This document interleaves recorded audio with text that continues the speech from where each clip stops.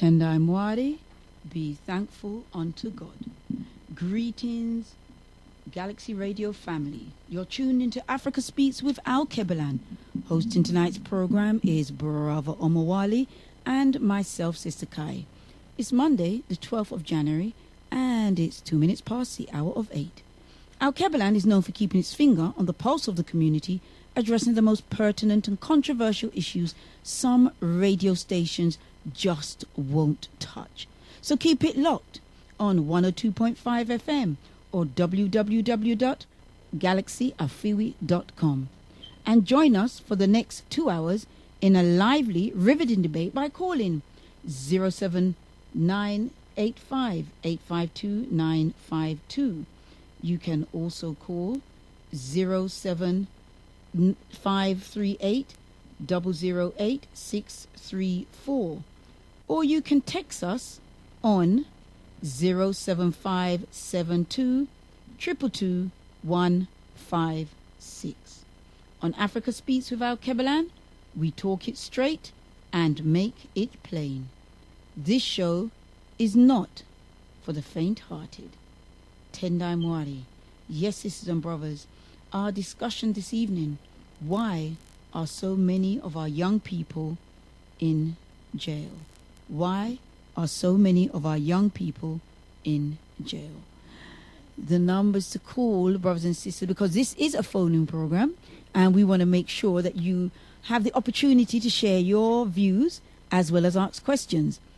But before I do that, let me first welcome my co-host, Brother Omowale Tendai Mwari. Tendai Mwari, Sister Kai, giving thanks and praises to Mwari Nyakusika, God the creator of the universe, for the spirits of Mazumukuru, our great ancestors. Rumbitsu kunamwari ye Africa. To the God of Africa be the glory. It is a joy to be an African, and it is a joy to be here on Africa Speaks with Alkebu-Lan on Galaxy Radio 102.5 FM, www.galaxyafiwi.com.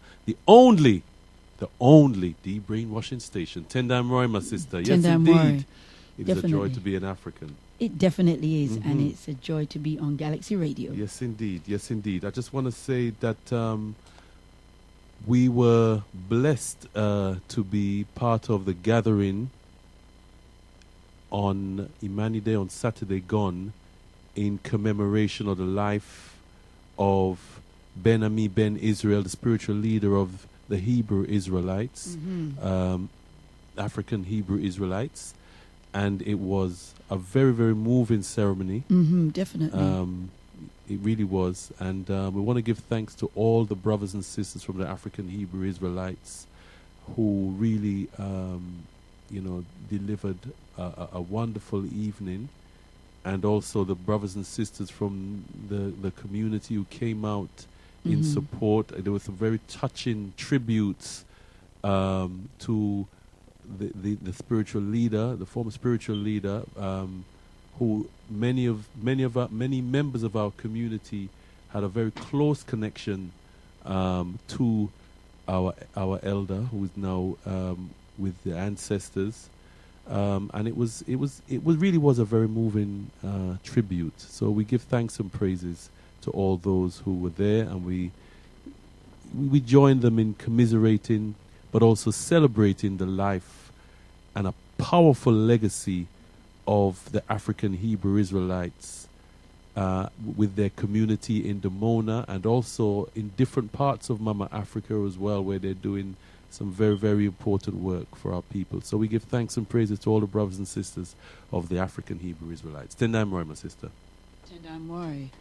Tendai Mwari, I mean, this year is a very important year, and we're going to be also honoring a number of... Well, the life and legacy of the eminent prophet and king Omowale Malcolm X. It is the 50th anniversary of the passing, the slaying of our eminent prophet Omowale Malcolm X, and our Omowale Malcolm X observance will be taking place on the 22nd of February. Yes, at the Triangle Centre in Tottenham, St Anne's Road, N15, sisters and brothers, and that will be at 1 p.m. We will, as this will be taking place in February, by the way. It's the 21st of February. It will be the the day where it would be 50 years since his assassination. But we will be giving you more detail as the weeks go on. But we want you to log that date, the 22nd of February. That's on a Sunday. And that will be taking place at the Triangle Centre, St Anne's Road, Tottenham, N15 at 1 p.m. Tenamori, go ahead. That's our annual Omowale Malcolm X observance. Also on the 28th of February. 29th. The The following week. The Saturday. Oh, is it the No, Saturday? actually, it's the Friday. It's the Friday. All right. The Friday, the 27th of February, is the young people in the army, the young people of the Alkebu-Lan revivalist movement, call OMX Storm? X Storm or Triple X Storm. Triple X Storm. And that will be taking place. That's an evening of edutainment, and that will be taking place at Caribou on the 27th. That's Friday the 27th, and from 7 p.m. onwards. So, brothers and sisters, again, if you like some edutainment and enlightenment at the same time, spoken word, then please singers and players of instruments. Keep your ears locked on Galaxy Radio, and you'll get more information. But log that date also. Tenda Amara, and if any of you went to Messiah Storm, then you will know the kind of energy that was generated from our young people doing some superb work. Our young people are so gifted. Our subject matter this evening is looking at the other side of the coin, if you like. Why are so many of our young people being locked up, being incarcerated? We're gonna be looking at that. But I'm telling you, brothers and sisters, our young people are so gifted and are so talented and are so blessed that it's very important that you come out on Friday the 27th of February for OMX Storm. Believe me, you will be uplifted. Tenai Mwari. This today actually marks the day where a massive earthquake took place in Haiti, and that was in 2010, the 12th of January 2010, where over 3,000 lives were taken. Tragedy. It's a massive tragedy, and we just want brothers and sisters to remember those Africans that lost their lives, those that are still suffering because there has been very little to no repair in the people's lives, whether on a practical level, a spiritual, emotional level, in getting their lives back together. They are still suffering and they're still under siege in Haiti. And I just want to bring that to our attention, and, let us connect our spirits with theirs in their quest for liberation. I'd like to play this track, just a touch. It's called Day, which means morning, by Toto Bisanaithi.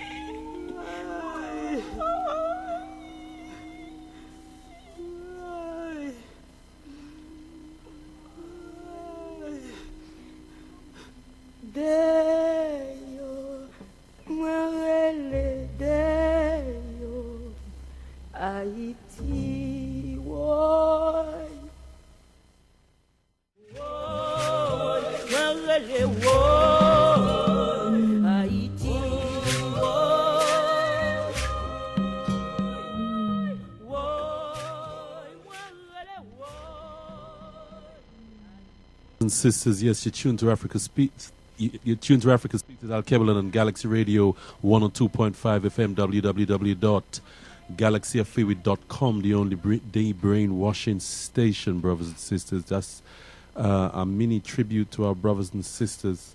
Hundreds of thousands, over 250,000 of our people who perished in Haiti in 2003. 2013, sorry. 2010, I do apologize.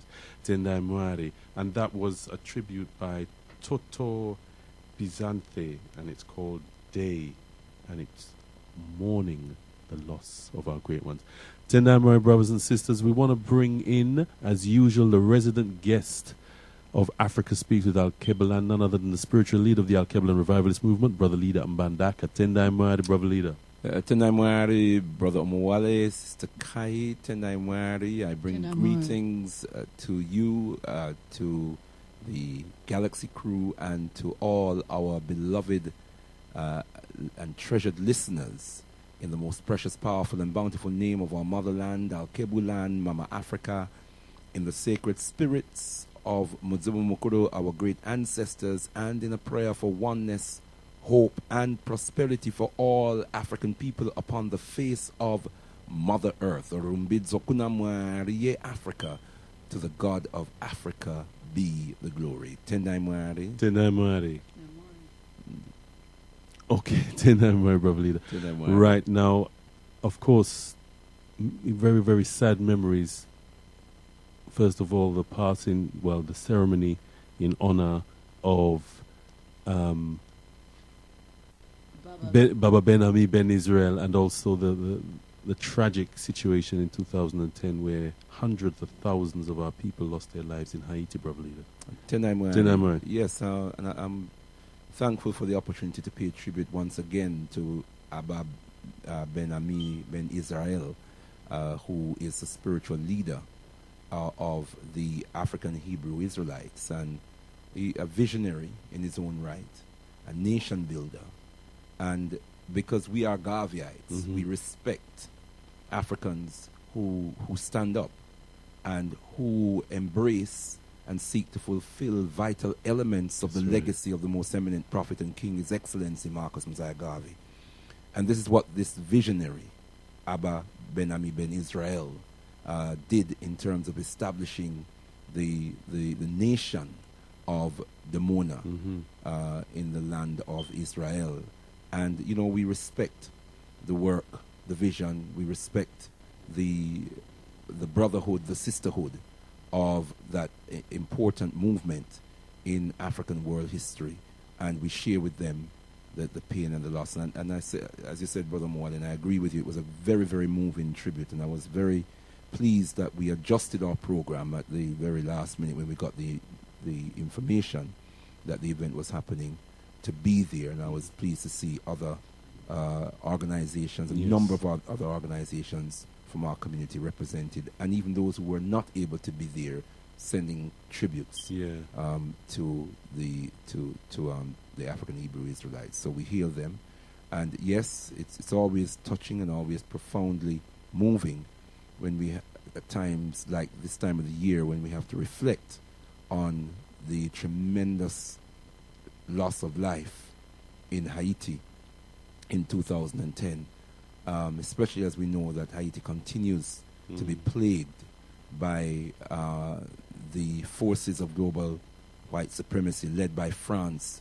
and the United States of America, who are determined that Haiti and Haitians will be perpetually punished for daring to rise up and overthrow and totally decimate the three leading superpowers of the day, France, Britain, Germany, with America on tow, giving support, thrashing them, and ending the system of enslavement and establishing an independent African nation. That's right. with its official religion being Voodoo or Vodun, which is the original name, and the name that is often uttered so powerfully over the airways of Galaxy Radio. Vodun, or Vodum, either way. So we give thanks and praises, however, for the powerful revolutionary spirit that is still alive and well in Haiti and which refuses to die. Can't die. And we just send our energies, our liberating spirit to join theirs.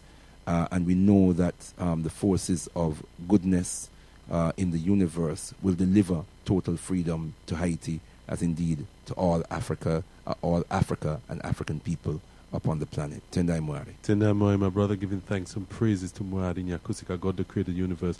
Brothers and sisters, our subject matter this evening is a very, very important one. We're going to be hearing from Sister Matilda McCathram, who is the founder and director of Black Mental Health UK. And the subject matter is, why are so many of our young people being locked up or being incarcerated? And some of the information our sister's going to bring to us this evening is quite moving. So, brothers and sisters, stay tuned to this station, the only de-brainwashing station, brothers and sisters. Galaxy Radio 102.5 FM, www.galaxyafriwi.com. You're tuned to Africa Speaks with Alkebu-Lan on Galaxy Radio. Tendai Mwari. Tendai Mwari. Brother Leader, again, a year of commemoration. We're celebrating 100 years of the UNIA, Papa Garvey's organization, but this year we know is the year of Omowale Malcolm X.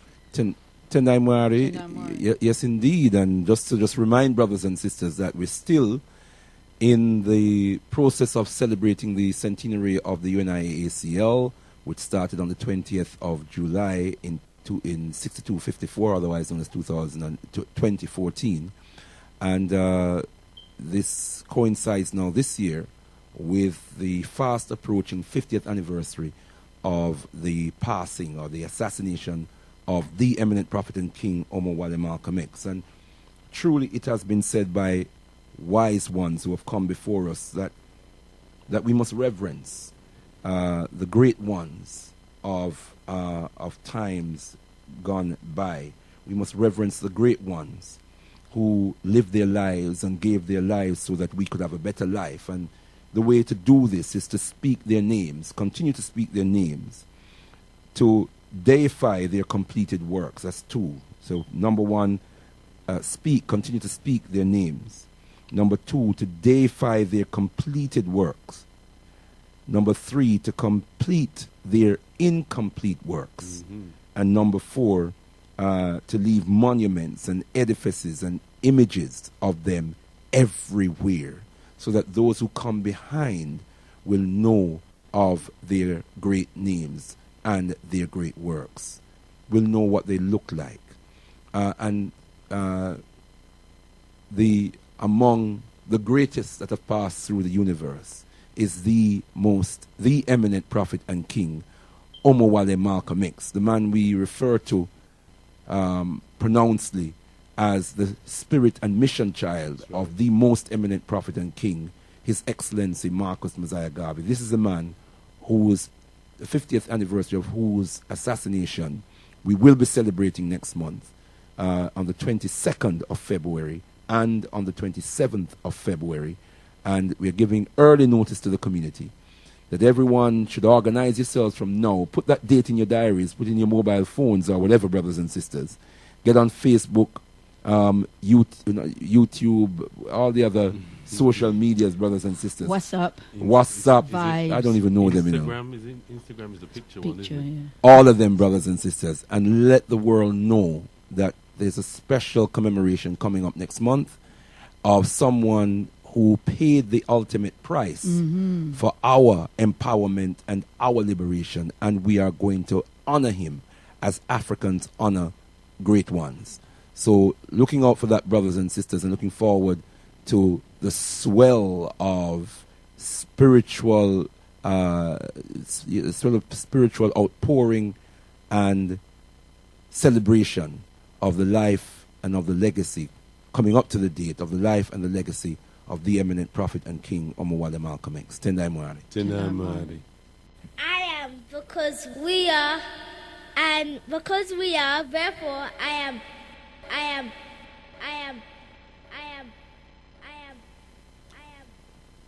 Tendai Mwari, brothers and sisters. Yes, you're tuned to Africa Speaks with Alkebu-Lan on Galaxy Radio 102.5 FM, www.galaxyafreeway.com. Okay, brothers and sisters, we're now going to shortly we're going to be connecting with our sister Matilda McCathram, the founder and director of Black Mental Health UK. But first, we're just going to really break down the subject for you this evening. Tendai Mwari. On Monday, the 19th of January, the organization Black Mental Health UK will host a roundtable discussion. Tendai Mwari. On Monday, the 19th of January, the organization Black Mental Health UK will host a roundtable discussion as part of the government's independent review into self-inflicted deaths in National Offender Management Service custody of 18 to 24-year-olds.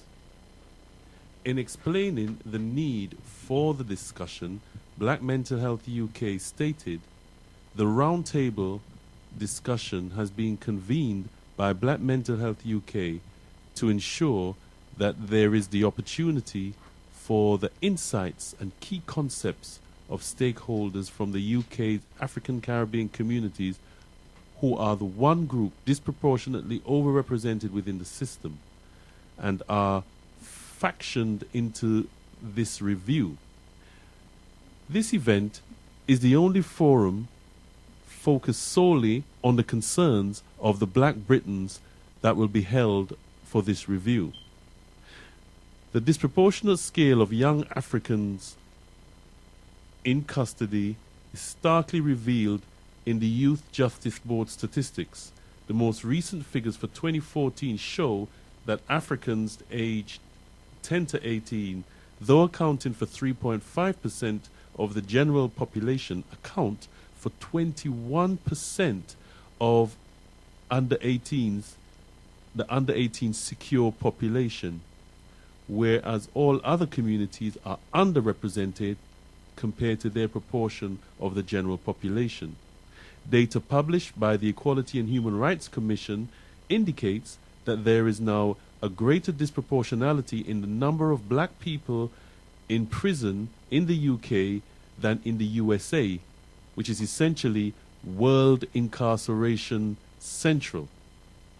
The prevailing deduction in European society, media message board and the like is that the disproportionate incarceration rates are due to a disproportionate criminal inclination. Indeed, some activists in the African community have made pronouncements that affirm this perception with sentiments like lock them up and throw away the key, and even the need to cull sections of our young people. Nevertheless, understanding why and how so many of our young people are being locked up is vital. One indicator could be some of the evidence detailed in the House of Commons Justice Committee Joint Enterprise Follow-up Fourth Report of the session 2014-2015. This indicates that under the doctrine of joint enterprise, where a person may be found guilty for another person's crime if they knowingly assist or encourage the crime and agree to act together with the primary offender, an even higher proportion of African youths are convicted, according to Cambridge research, which states that 32% of African young people are represented. Janet Cunliffe of Joint Enterprise Not Guilty by Association asserts in the report that joint enterprise was being used to target the most marginalized sections of society. Moreover, Dr. Ben Crow of the Cambridge Institute of Criminology said that there were probably two main reasons for the disproportionate impact of joint enterprise on young black men. The first being that, quote, BME men may be overrepresented in the kinds of communities where young men typically hang around in groups that are labeled by outsiders as gangs. And the second reason is that an association may exist unconsciously in the minds of the police, prosecutors, and juries between being a young, quote, ethnic minority male and being in a gang, and therefore being involved in forms of urban violence. House of Commons Justice Committee now recommends government should request that the Law Commission the Law Commission to undertake an urgent review of the law of joint enterprise in murder cases. Another factor may also be what is known as the prison industrial complex. Again, most pronounced in the USA, but gaining ground in the UK with the government's appetite for private prisons, even though evidence suggests that they are failing.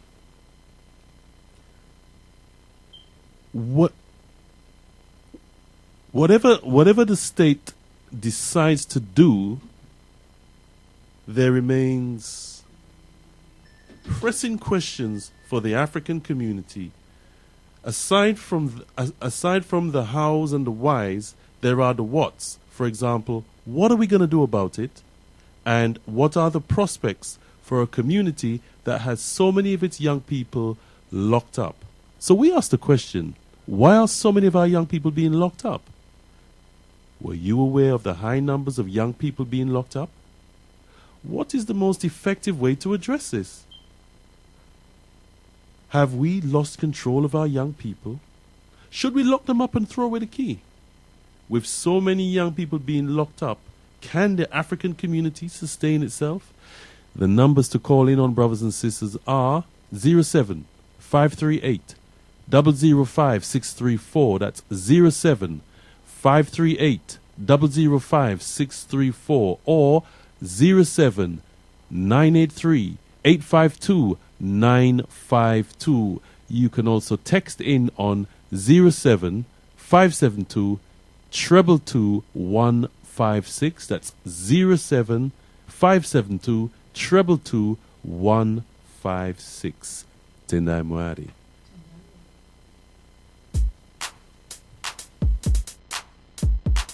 Yeah! Oh my gosh! Differently. We got the man them. We got shutter. We got terrorists. No long thing. Okay. Yeah! I vow to tell the whole truth and nothing but the truth, so help me God. I vow to tell the whole truth and nothing but the truth, so help me God.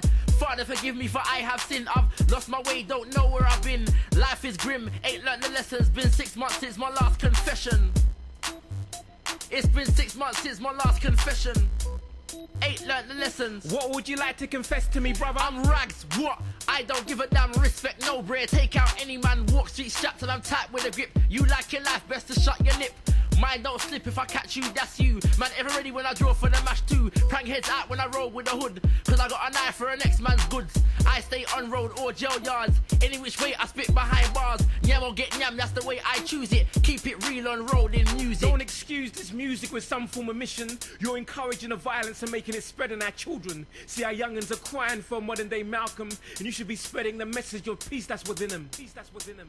What peace? I don't know peace. I don't know love. All I know streets. All I know is beef. All I get's lease. Do what I do so I can get peace. Dash out of school, ran them cheaply. Just cause I wouldn't let a next man chief me. School didn't really know how to treat me. Can't do jobs so I shot rock neatly. Mum had to struggle too hard for peanuts. Wherever I be, trust I'm not gonna be broke. Believe I never made them drugs and guns. I just deal with the whites and bust to make fun. You're setting us up to fail with our own tongues and our own destructions. Creating music and have young blacks killing. Supplying guns and have young blacks killing. Creating prisons to have young blacks filling. I'm sick and tired of you youngins acting a villain. While mothers be crying and brothers are dying and prisons are filling and sisters are waiting. Our people are dying, lying in wait for you to be about something.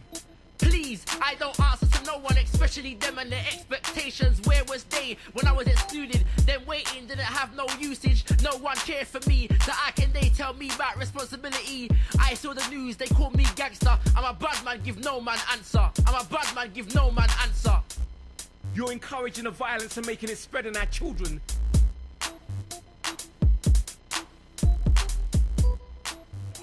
Smith & Wesson, a whole lot of Colt 45, a whole lot of Beretta, a whole lot of Uzi. Where's the Uzi factory? It ain't in Nigeria. It ain't in Jamaica. So when you're talking about gangster versus gangster. Dinner, my brothers and sisters. Yes, that was Best Kept Secret there. What a powerful track. Brothers and sisters, Tendai Mwari, you're tuned to Africa Speaks with Alkebu-Lan on Galaxy Radio 102.5 FM, www.galaxyafiwi.com. We're going to be shortly hearing from our sister Matilda McCathram, who is the founder and director of Black Mental Health UK. In fact, just to inform you, brothers and sisters, that Black Mental Health UK led various campaigns to raise awareness of the inequality of mental health treatment provided to African communities. She is presently chair of the Mental Health Alliance BME interest group. Denamwari, we have our sister right here with us. Denamwari, greetings and welcome to Africa Speaks with Alkebu-Lan. Sister Matilda, are you there? Greetings. It's a pleasure hearing your voice. Happy New Year to you. Happy New Year to you too. All right. Okay, my sister. Now, you, as usual, been doing some tremendous work with Black Mental Health UK. What we would like to know is a little bit more about the very important event that is taking place next Monday, the 19th of January. You're hosting a roundtable discussion, are you not? Yes. Please enlighten us about the contents of this very, very important discussion for our community. Next Monday, and this is the roundtable at the House of Lords.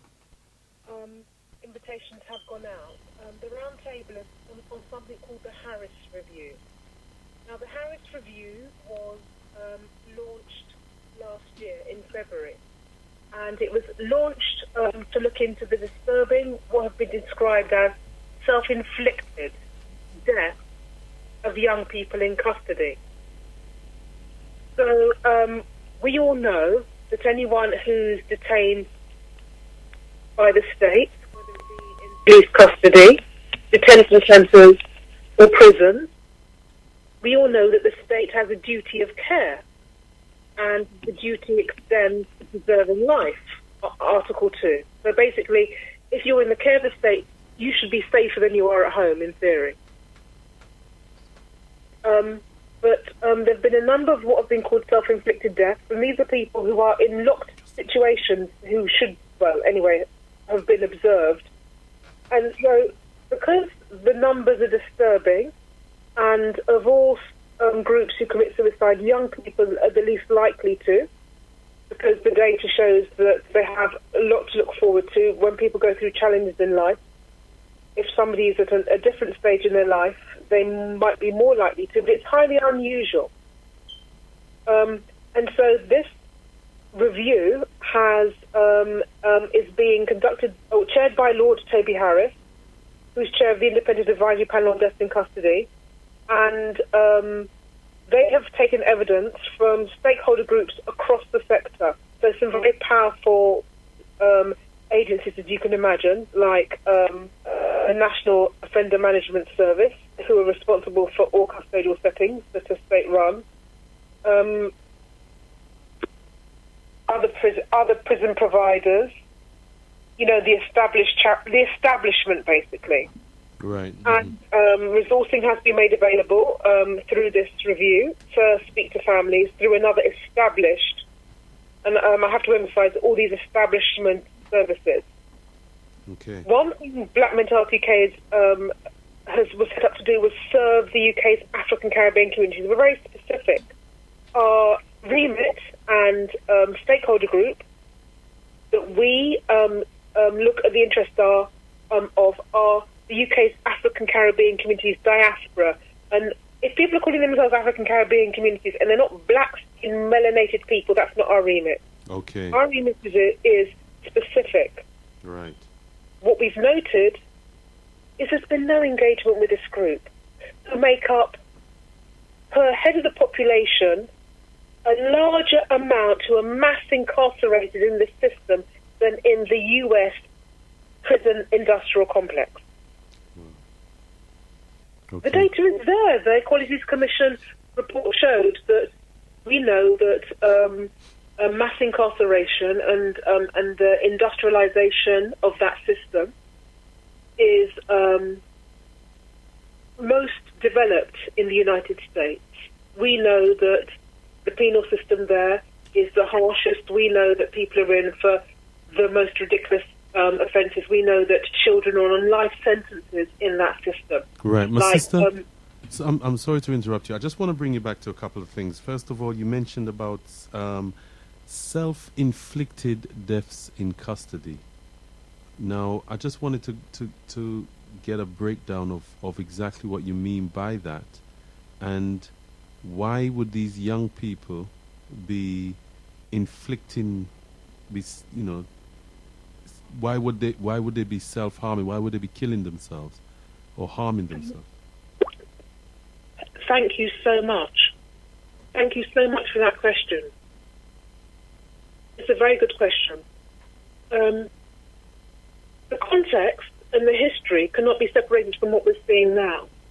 And I'm no expert on this issue, but I was appointed to the Independent Advisory Panel on Death in Custody last year, so I've learnt a lot in that time. And maybe one of the reasons that they appointed me is because of the campaigning we've been doing, Black mental health education been doing against black deaths in custody. Right. Now, the prison estate in the UK is at maximum capacity at the moment. It's running at the high, I think it's maybe, let me just check this before I say it. I think it's, because I don't want to get the number wrong. Okay. But the number of people who are in the system, it's at breaking point. It's a time of cuts. So there's been a reform of how services are delivered, for want of a better word, and the staffing ratio, like prisons are running at an understaffed. And because of that, right now, across the country, and it's been like that for over 12 months, many prisons are on what are called patrol status.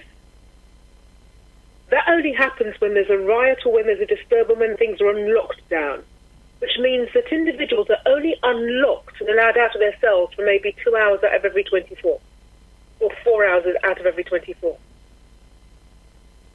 So this is now the norm, you're saying, in prisons because of the overcrowding? Plus understaffing. Right. So because of the overcrowding and the understaffing in these prisons, the prisons are on patrol status. The thing is, this is why I very much urge anyone who knows anyone who's come in contact with the system, knows anyone who has a loved one in this system, has an interest in our future on these shores, because as 3% of the population, when our young ones make up 45% of the custodial settings, that has implications for our future. Right. Just going back to the young people. I mean, what would patrol status mean for a young person on a day-to-day basis who is incarcerated? What would that be tangibly on a day-to-day basis? The thing is, there's the official patrol status, and then there's the reality. Mm-hmm. And so, the official patrol status will mean that due to staffing shortages, which has implications for those who are running the services, it's not as if,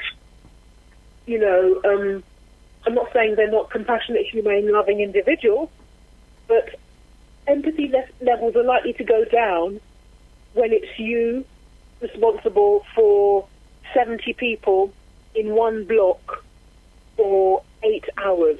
Right. But what that would mean in reality, and it would mean that people will be unlocked for their food might be given to them through the shutter, and they might be unlocked for some recreational time. There'd be no constructive activities.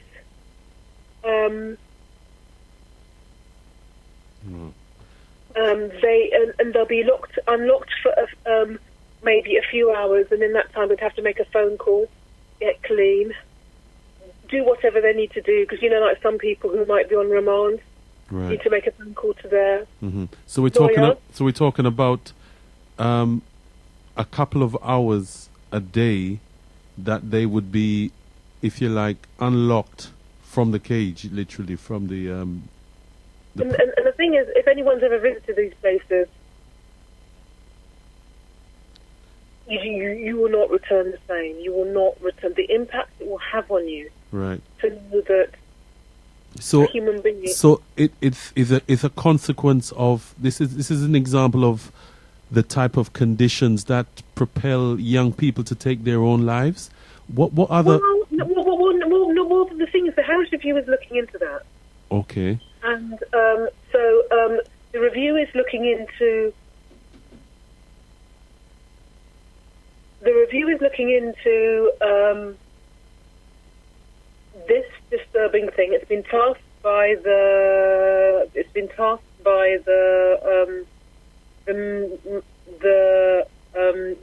I think it's the Ministry of Justice. Okay.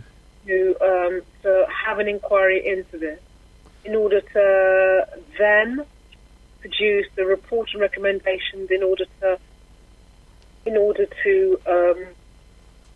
ensure that there's change. But and so the reasons for the and all these questions are very important, because one of the things that, and one of the reasons that mental decay exists is because what we have found is critically important issues that affect not only our well-being but our life chances are often looked at, debated. People are informed about this stuff, and then they publish something and then go on to implement whatever without our input in an equitable way. And what that means is that we must be informed of the facts, as you're doing now by asking me pertinent questions, so that when we are around the table, we can contribute in a constructive way. There's steps to this. Can't just go to and so what I'm very keen is, and so yes, the round table is the review is about hearing evidence from all the people who work in the sector about this issue and this issue relating to this group, and then making recommendations. And I think it's very important that our community, who are overrepresented in this setting, are allowed to be given this opportunity, because there are many, many factors that determine who ends up in this system in the first place. We've got to remember that the Deputy Prime Minister, when he was an adolescent, got into trouble with the law. And he said himself, if it wasn't for his background and his parents, his path would have been very different. Mm-hmm. And so... My sister, I just wanted to move to some experiences that you may have had in the actual system as well, in terms of as an observer. There are young people who are actually being incarcerated in adult cells. Is that correct, or in adult prisons? Well, it's unlawful to detain anyone who's under 18 in an adult setting. Right. It's actually unlawful. Okay. But domestic law and also international human rights law. However, current practice means that their children, if they're under 18-year-old child in the eyes of the law, who are in these settings. Now, Black mental health case perspective is, given that African Caribbeans, I'm not talking about the diaspora, make up 15% of the adult prison population, even though we're 3% of the national population. That's 5 times more likely to be in that system. But 45% of the young offender system, whose children are going to be in an adult prison? Just clarify. You're saying 45. Repeat that stat, my sister, please. Okay. So African Caribbeans, we are 3% of the national population. Mm-hmm. We're 2.93% according to the census. According to their stats, yeah. 10 or 2011. But that's grown up over 18. But young offenders, so YOI, young offender institutions, or the youth justice system, black people, so our children, this is our future. And every community, every nation knows that. That's why we have an education system, to invest in the future. Make up 45% of the prison system. This is a system where people are being kept locked in without any constructive activity, day after day after day after day, year in, year out. Now, if these people aren't getting anything, what are they going to produce tomorrow? That's our future. Like, you know, if penal institutions are supposed to be about rehabilitation, if they're supposed to be about constructive places in order to ensure that people don't reoffend, then a perspective, I think, that's constructive for the diaspora in this system is not to look at this group through the lens and use a narrative of those who put them there. Right. We can't see our children, our young people, as gang members. We can't see them as violent. We have to see our future as it is. If somebody is more socially and economically excluded than another group, that's one of the reasons they end up in these places. We know that. Simply because the MOJ in 2013, December 2013 or November 2013, published data on sentencing. Mm-hmm. Is it Ministry of Justice, is it? Sorry, the Ministry of Justice. Okay. Sentencing is differential based on race. Mm-hmm. Not offence. And then you have to look at who's being over-policed, who's being criminalised. Release published a report in 2013 on the use of illegal substances. African Caribbeans are less likely to smoke marijuana. If ever caught with this stuff, more likely to serve a custodial sentence. Right. Give us a little bit of your observations, though, my sister, in terms of, you know, on the ground, what you have observed in these prisons. I have to reflect and then pause and then be a bit careful, because as a member of the Independent Advisory Panel, you get cleared and you have to sign quite a lot of stuff. You sign so much stuff. Okay. You then don't know. Yeah, and so what I will say about the prisons that I've visited, which I wouldn't wish on anyone, is that I would not wish what I see on. I wouldn't wish it on anyone. I would not wish it on anyone. Right. And it grieves my heart. Do you know what? Regardless of race, really, to see anybody there. So we're talking inhumane conditions. Well, all I can say is it grieves my heart. Right. And it grieves my heart, and maybe we need to have this debate more so we know where people are being sent and we know what's happening to them, because right now we don't know. Like mental health, the shame and stigma associated with these places of compulsion and state coercion mean that when it happens to anyone, they are by themselves. It happens to that individual alone. It happens to that family alone. Mm-hmm. The shame of it, and I think we saw that a lot with the social unrest of 2010. Right. But we have to we cannot look at the episode in 2010 and not put it into this context, because we know that I think it was 10,000 people went through the criminal justice system within a few days. Mm-hmm, mm-hmm. Yeah. 50% were from one community. Mm. Why is it overcrowded?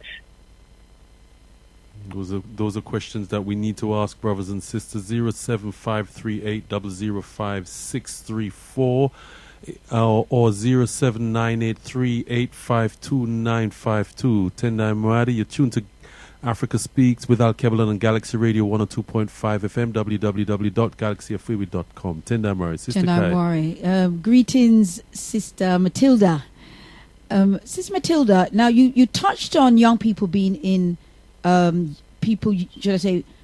children being in adult prisons.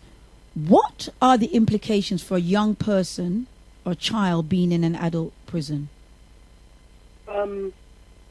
I'll be honest, my background and work for the last, 10 years now, I'm blind, has been focusing on the UK's African Caribbean communities who come in contact with mental health services, and that will always be the priority. Mm-hmm. But what I do know, and this is just common sense observation, if you put anyone And we do know that those in the prison estate are the most vulnerable, socially and economically excluded people in our community. The elite don't go there. And if they do, they're in open places and they come out very quickly because they just are fortunate enough to have the contacts to be able to do that. We know it's a certain group of people. And we also know that it's not therapeutic. And I'm not saying it's all regimes or all prisons, but we do know that given the cutbacks, the rehabilitative aspect and element of that service, and I'm putting the word service in quotes, is not being able to be delivered. So, are young people in adult prisons, are they more likely to be abused or subject to abuse? Well, these are the things we need to be aware of, because I think you're asking a question that every person who's privy to this conversation is probably already knows. And this has serious implications not only for the individual. How will they ever heal? How will they ever get out of that context? We learn by how we are treated. When you're very polite to someone, you find that they're polite back. When you love, people love back. If you're this is a way of teaching somebody a certain type of behaviour. We can't have a generation of one community exposed to this kind of thing. Definitely. Tenda Mori, so I mean, you've highlighted that the disproportionate number of young people in the criminal justice system, and the implication it can have for a whole community to have a whole generation or half a generation of young people tied up in some way, shape, or form. What are the statistics? What are the implications of when they leave prison? You know, go ahead. This is another issue that is of concern because there isn't much for people in those places from what I've seen. It's just a perspective. It might be right, it might not be right. All I can do is speak from an insight. But what an observation that I have made is, and I know somebody who did do chaplaincy but had to leave, and it wasn't easy for him to actually do the sort of support that he needed. But there are other communities who might have 3 imams inside the prison, counselling, speaking to. Like any chaplain has a key that can open any cell. They can go anywhere. If somebody's in distress, they can go and pray with them. They're trusted people, you know, because it's all supposed to be about, you know, I think there's a legal right, you know, that people need that kind of support. Now, we also know, and it really doesn't matter about your faith, but we do know that the black majority church is one of the most vibrant areas of our community. Whatever you think about the black church, we know 75% of our community go there on a regular basis. That's maybe, so if we're not going, then we know someone who goes. Yeah. Why isn't the black majority church given the same status as the imams? Because the imams are serving their own communities. So are you saying they're actually being marginalized, or is it that the black community churches are not interested? They are very interested. I know pastors who've tried to do it. What kind of ways are they being blocked from doing it, my sister? Well, that's one thing that I'm hoping that people are going to come to it's invitation. We need you to register for you to attend. It's very important that you register, you go online, and the invitation can be sent to you through Alkebu-Lan, or you can email Mental Health UK. But they have to go through the conventional route of chaplaincy, i.e., the mainstream route, which is fine. Yeah, everyone has their faith, and they're saying that our community is not interested when they are.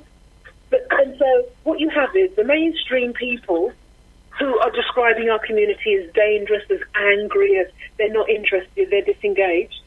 If that's your perception before, and these are supposed to be people of God, if that's your perception before you even start, do you think a young person's not going to pick up on that vibe?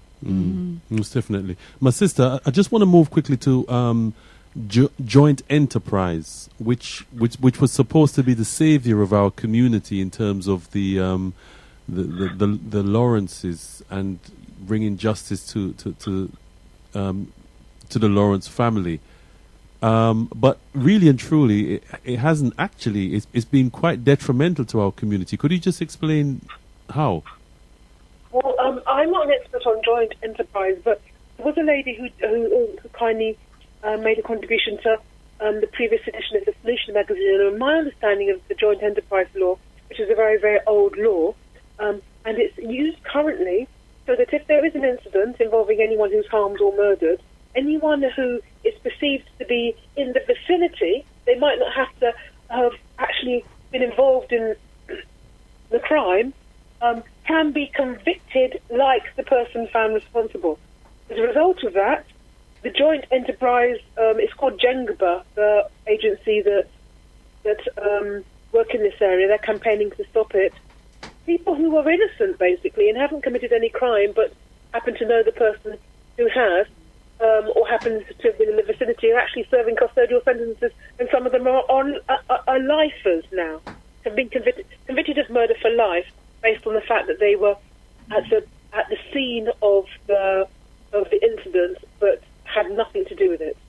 And we have some stats here that says 37.2% of those serving very long sentences as a consequence of joint enterprise are quote-unquote black British. There you go. You know, so it really just goes to show how much this particular system is impacting on our people, and the whole agenda of imprisoning and incarcerating our community. There are those, my sister, that feel that there is something innate within our people that makes us, how can I put it now, detrimentally, we have that criminal aspect to us. No. So I'd just like to know what you think of that particular perspective. Well, there are many debates and agendas, and that thinking is what it is. And what I've learnt in the work I do is that the focus always needs to be on what is your objective and how you can achieve it, and how can you best serve those who you've been tasked to assist, you've been tasked to help. Because when you want to achieve something, you have to stay focused. And that noise, which is all it is immaterial to the objective of ensuring justice for the most vulnerable and socially excluded. They're people who shouldn't be there. One of the cases is in the public domain, who sadly took his life because the conditions were so awful he couldn't cope with serving custodial sentence for handling a stolen mobile phone. Right. We know that there are other people who are state agents who have been responsible for deaths of people while on camera, who are gainfully employed still in the same service. So who and what is criminal? Do you see? Like, people there is that debate. The reason for the round table on Monday the 19th of January from 10:30 to 12 is because it offers the only opportunity that the diaspora on these shores are going to have to feed in and publicly speak out on an issue that directly, whether they know it or not, affects them or affects a loved one. This roundtable discussion, are you saying that any member of the community can come, or is it specifically stakeholders? I'm saying that any of the member of the community should come if they can constructively contribute to this debate. Right. And how would they get the information? Because I know many of our listeners would like to be part of this. Well, it would be best to get the invite because it's not the normal. And how would they get an invite? They can email editor at, so EDITOR editor at blackmentalhealth.org.uk. So EDITOR at blackmentalhealth.org.uk, and say and put something along the lines of invitation to Roundtable on Monday, the 19th of January. I think it's very important that your listeners attend. And the only reason for us doing it rather than all just turn up is because we want to send an invitation to everyone who's interested so that they are informed. I know that everyone can't be up to speed on everything, but the invitation has background on it. It's got background on the review and why we are doing it, because this is a really wide issue. The review have terms of reference, which is fine. Terms of reference are looking at reducing self-harming, and different things, but also BMH UK's priority, which, because we are not the Harris Review, we are completely different, might not completely align with the Harris Review. However, if we do not speak out on behalf of ourselves and our communities when the opportunity comes, there will come a time when the opportunity won't be there. Yeah, I just want to applaud you again, my sister, for the tremendous work you're doing and bringing this to our community who may or may not be aware, but, there is an opportunity for them to engage with the so-called powers that be. Tendamoi. Sister Matilda, we have a question here from one of our listeners, and it says, is it true that many of those who end up in jail or prison actually require mental health care? If so, do young black people fare any better at the hands of mental health services? That's a very good question, because one of the things that's being looked at is people who have mental health problems or getting mental health treatment for those who happen to be in the penal system. Now, it is true that there are those who are in the criminal justice system who are traumatized, and if you are in one of those places, then it would not be unsurprising if you had depression, because they're not the most uplifting of environments. However, Black Mental Health UK are very clear. Right now, mental health services are neither therapeutic nor aid recovery for our communities as stands. We would not advocate the treatment that's happening to those in the community, i.e. antipsychotics, or whatever else they're giving them, rather than talking therapies, rather than therapeutic cognitive therapies. We would not recommend or endorse in any way, shape or form that be apportioned to those people in that setting. Yeah, they need help, but unless it can be the sort of help that will lead to recovery, we will not condone it or endorse it. Okay, Tanamrai. Sisters and brothers, the lines are open. We're speaking to Sister Matilda McCaffrey of Black Mental Health UK.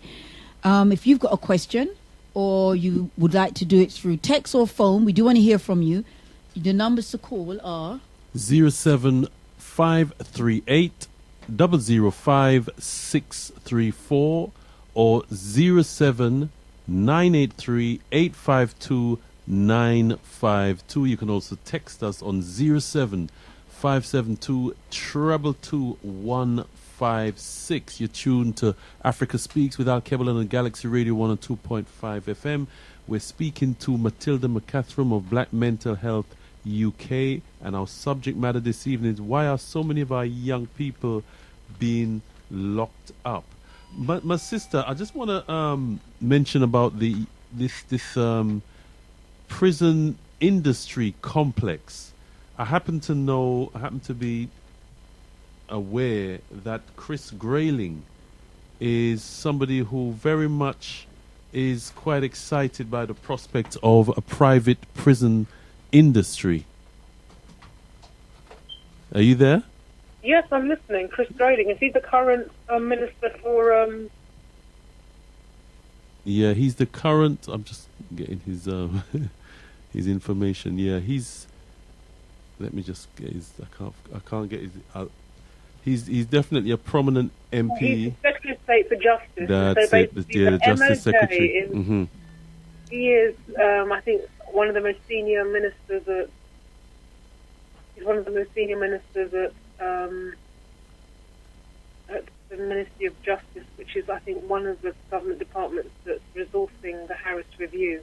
Yeah. So I mean, what are your thoughts about the fact that they are someone in that position is very much in favor of the private prison industry, which I think you even said it's starting to outstrip even the United States, which is well known for incarcerating vast percentages of our community. My thoughts are on that are very simple and straightforward. The current Secretary of State for Justice, Chris Grayling, has got 5 more months before he's running for re-election in his own constituency. Mm-hmm. We have 5 more months before the parties will come with us and tell us what they have done to serve us. Information is power. Now's the time to be informed, because these things happen. Like sometimes our inactivity is a green light to somebody else's activity. The fact that we're aware of this, things happen because there's a consensus and because there's a green light and because they're allowed to happen. If the commensurate number of us were to even lobby Chris Grayling as we're in the system, if the equivalent number of us in the system were to lobby him, it would be rethought. It's a numbers game. We know this. Right. So, Sorry, my sister, we have a caller on the line. Tindamere caller, you're live on Galaxy Radio 102.5 FM, the only deep brainwashing station. What's your name? Where you calling from? Tindamere caller, what's your name? Where you calling from? Good evening. Yes, I can hear you now. I can hear you now, my brother. What's your name? Where you calling from? My name is Bob. Okay, Bob. What's your contribution this evening, Bob? A contribution this evening, brothers and sisters, is that it's very sad to hear the present situation with our young people. I'm afraid we are caught up in a system or a mental condition which is affecting our people, because we are not we're not to monitor or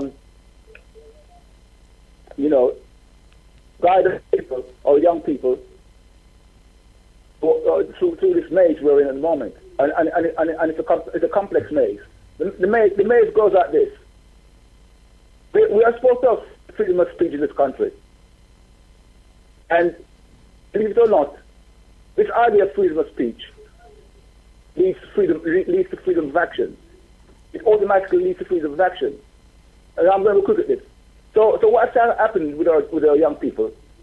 They are given the opportunity to voice their opinion, and then when they reach an age where they can be active, they want to be independent and act in an independent way. And unfortunately, because they're not guided properly, they find themselves in missed opportunities, if to want for a better term. They find themselves committing crimes or otherwise. Probably it's not what do you call it? It's not kind of deliberately, but it just happens. They're in an environment where they're exposed to so much things that they end up doing things which is against society, against the law. Well, all right then. That's my opinion about that. Yes. So we need to remedy that. We need to remedy this freedom of speech and this freedom of action, because it doesn't work for us. We never act like this. We are control over our children. See. So now I'm going to give you a number to call. Yeah. Because you talk about the church not being involved or being involved or not having any effect, and then you talk about the imams who do seem to have an effect, whether it's bad or good, but at least they have an effect. Well, Sister Matilda was saying that that they're not given the same access. Our people in the church are not given the same access as the imams. As the imams. Yeah. Yes, that's because the imams, their initial approach is actually accepted by the powers that be because of their what do you call it, line of differences, and they cannot discriminate against their differences. So they're giving a bigger say in the action. Right. Because they don't want to be seen as discrimination and racist in a sense. So the imams, right? They've got a foot in already. You understand what I'm saying? Not fully. No. I'm No, afraid. of course not fully, but it's there. Okay. Anyway, the Well, point I'm trying to make here now- Sister Matilda can respond to some of your points. Sister Yes, Matilda, okay. Tinamradi, that was Brother Bob. What the brother said, he said something about controlling children. I heard a point about controlling children, and he talked about the imams have differences. Is that it? Are those his points? Yeah. That's my understanding. Yeah. Okay. I think what's fundamentally important for the UK's, for the diaspora in the UK, is that we do not see our children through the same lens and narrative as those who have incarcerated them en masse. We cannot afford to use that narrative or to see them in that light. Regardless of what they do, they are our future. Regardless of how they behave, compassion and understanding must be the benchmark, the foundation on which we view them and how we treat them. They are under enough of an onslaught. They're getting it worse than the Windrush generation. They shouldn't be doing what they're doing. But it's like, where did they learn this stuff from? Why were they brought up on a diet of media that feeds them this narrative? And we have to work with what we've got. If the police, when they see someone die on camera, ensure the first thing an officer gets is a meal and advocacy from the Federation, yeah? Can't we do the same for our own? Okay. All right, my sister. We give thanks for that. Tinamradi. Just to say that we're just getting some information about this individual, the Justice Secretary Chris Grayling. He loves private run prisons, and he singled out a prison, HMP Oakwood, as his favorite prison, but they're as good as ministries would want you to think. He says his beloved Oakwood prison was recently found by inspectors to be in urgent need of a rescue plan, with inexperienced prison staff so unwilling to keep inmates under control that it verged into chaos, really. Inspectors were told on more than one occasion that you can get drugs easier than soap. This is Chris Grayling, the Justice Secretary. It's yes, he's quite a character, Chris Grayling. And as Sister Matilda said, your opportunity to vote him in or out will take place soon in the May elections. But we have a bigger system at play. We have a caller on the line. Bob would just like to... Oh, Brother Bob. You just finish off your point, please. Brother Bob, are you there? Hold on. Ask me. Tinamradi, Brother Bob, are you there? Hello? Yeah, go ahead, bro. You just wanted to finish your point. I would like to give a number Okay. to the Sister Matilda, yeah? so that she could link this up with our meeting. Okay. Or a meeting of round table. Right. Because I would like to give a number. It's connected to a black group, which could be very helpful to her. Go ahead, my brother. We have Right, a few callers waiting. So the number is 079 44 98 7 408. Okay. That's a mobile number. And the landline number is 020 or 020 8 99 366 50. Okay. Now, if you phone this number, my brother Bob, we have Sorry? a few people waiting, so if you just wrap this point up, I if you phone this appreciate it. number, if you phone this number, you speak to a person called Khalid, Okay. and see what you can get from this person. Give thanks, brother Bob. Hopefully you can make it as well, brother Bob. Dinner. Well, she said she wants construction and competence. So, No problem. Okay. All right. Give thanks. Sorry, Sister Matilda. Repeat that again, please. Monday, Yeah. the 19th of January, 10 till 12, at the House of Lords, Westminster. It's the only opportunity that we're going to come to hear more about the Harris Review into self-inflicted deaths of young people in the NOMS or criminal justice system, and gives feed-in, because all the comments there Black Mental Decay will be noting, and it can either be anonymised or we're going to make reference to your organisation agency, and that will go into a written submission that will then be, in the fullness of time, might take a few months, be published. And so we need to feed into that, one, to learn more about it, Okay. it's the beginning of a process, to please attend. So yeah, the registration's needed. All right. Tendamari, give thanks for that, Sister Matilda. Dinner, brothers and sisters. You tune to Galaxy Radio 102.5 FM. The numbers to call in on is 07538 005 634 or 07983 852 952. You're hearing from Sister Matilda McCathram of Black Mental Health UK. We have a caller, Sister Kai? Tendamari. Shakara? Yes, Tenawai. Tendamari.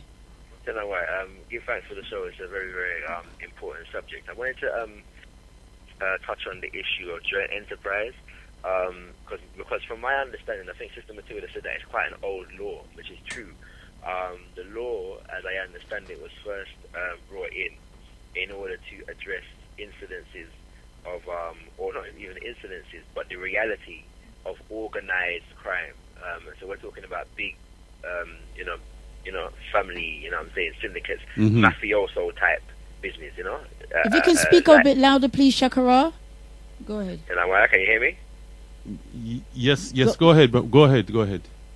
Yeah, so basically I was just saying that as I understand it, joint enterprise was established and brought in order to address organized crime. So we're talking about things like what you would see in The Godfather, I'm saying, people that are professional criminals.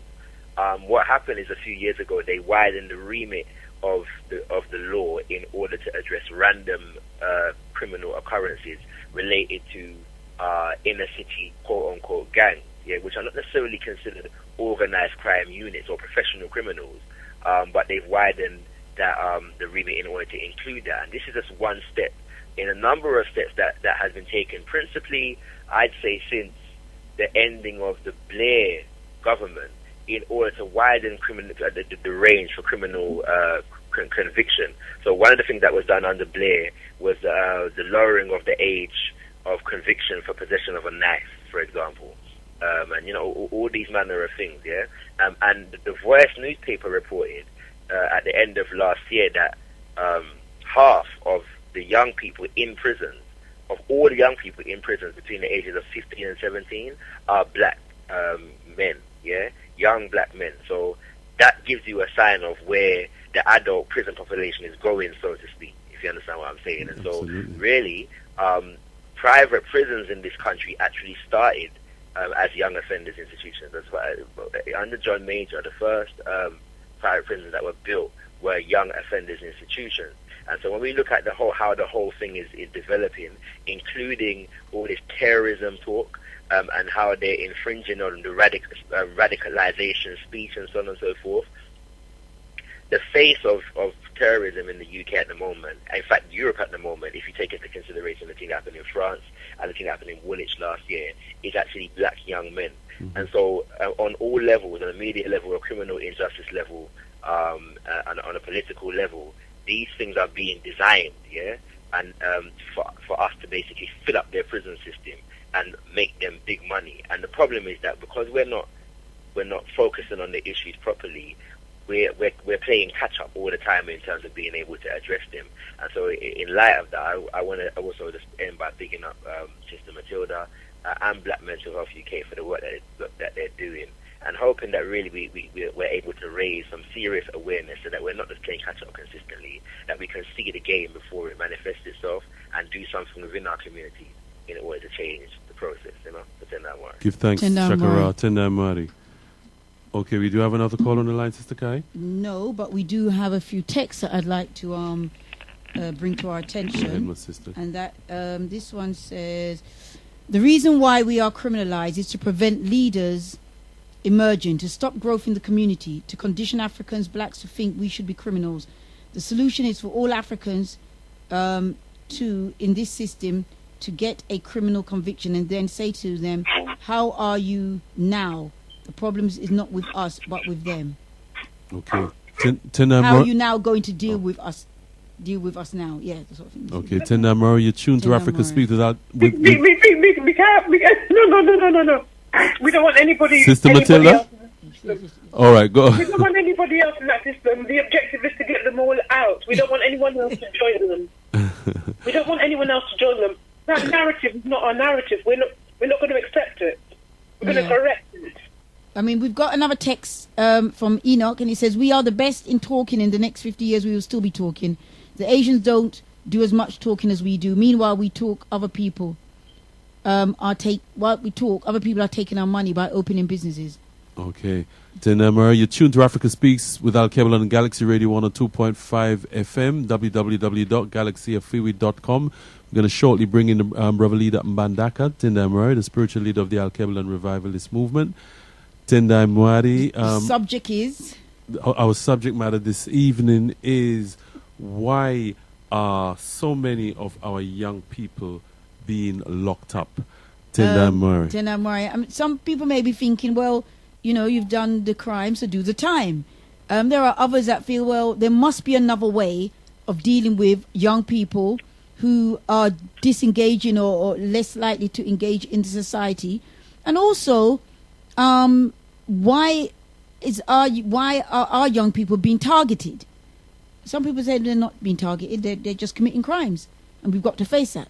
What's your view? The number to call? 07538 005634 or 07983 852 952. You can also text us on 07572 222 156. Tendai Mwari, brother leader. Tendai Mwari, brother Mwari. And greetings to our sister Matilda. Tendai Mwari.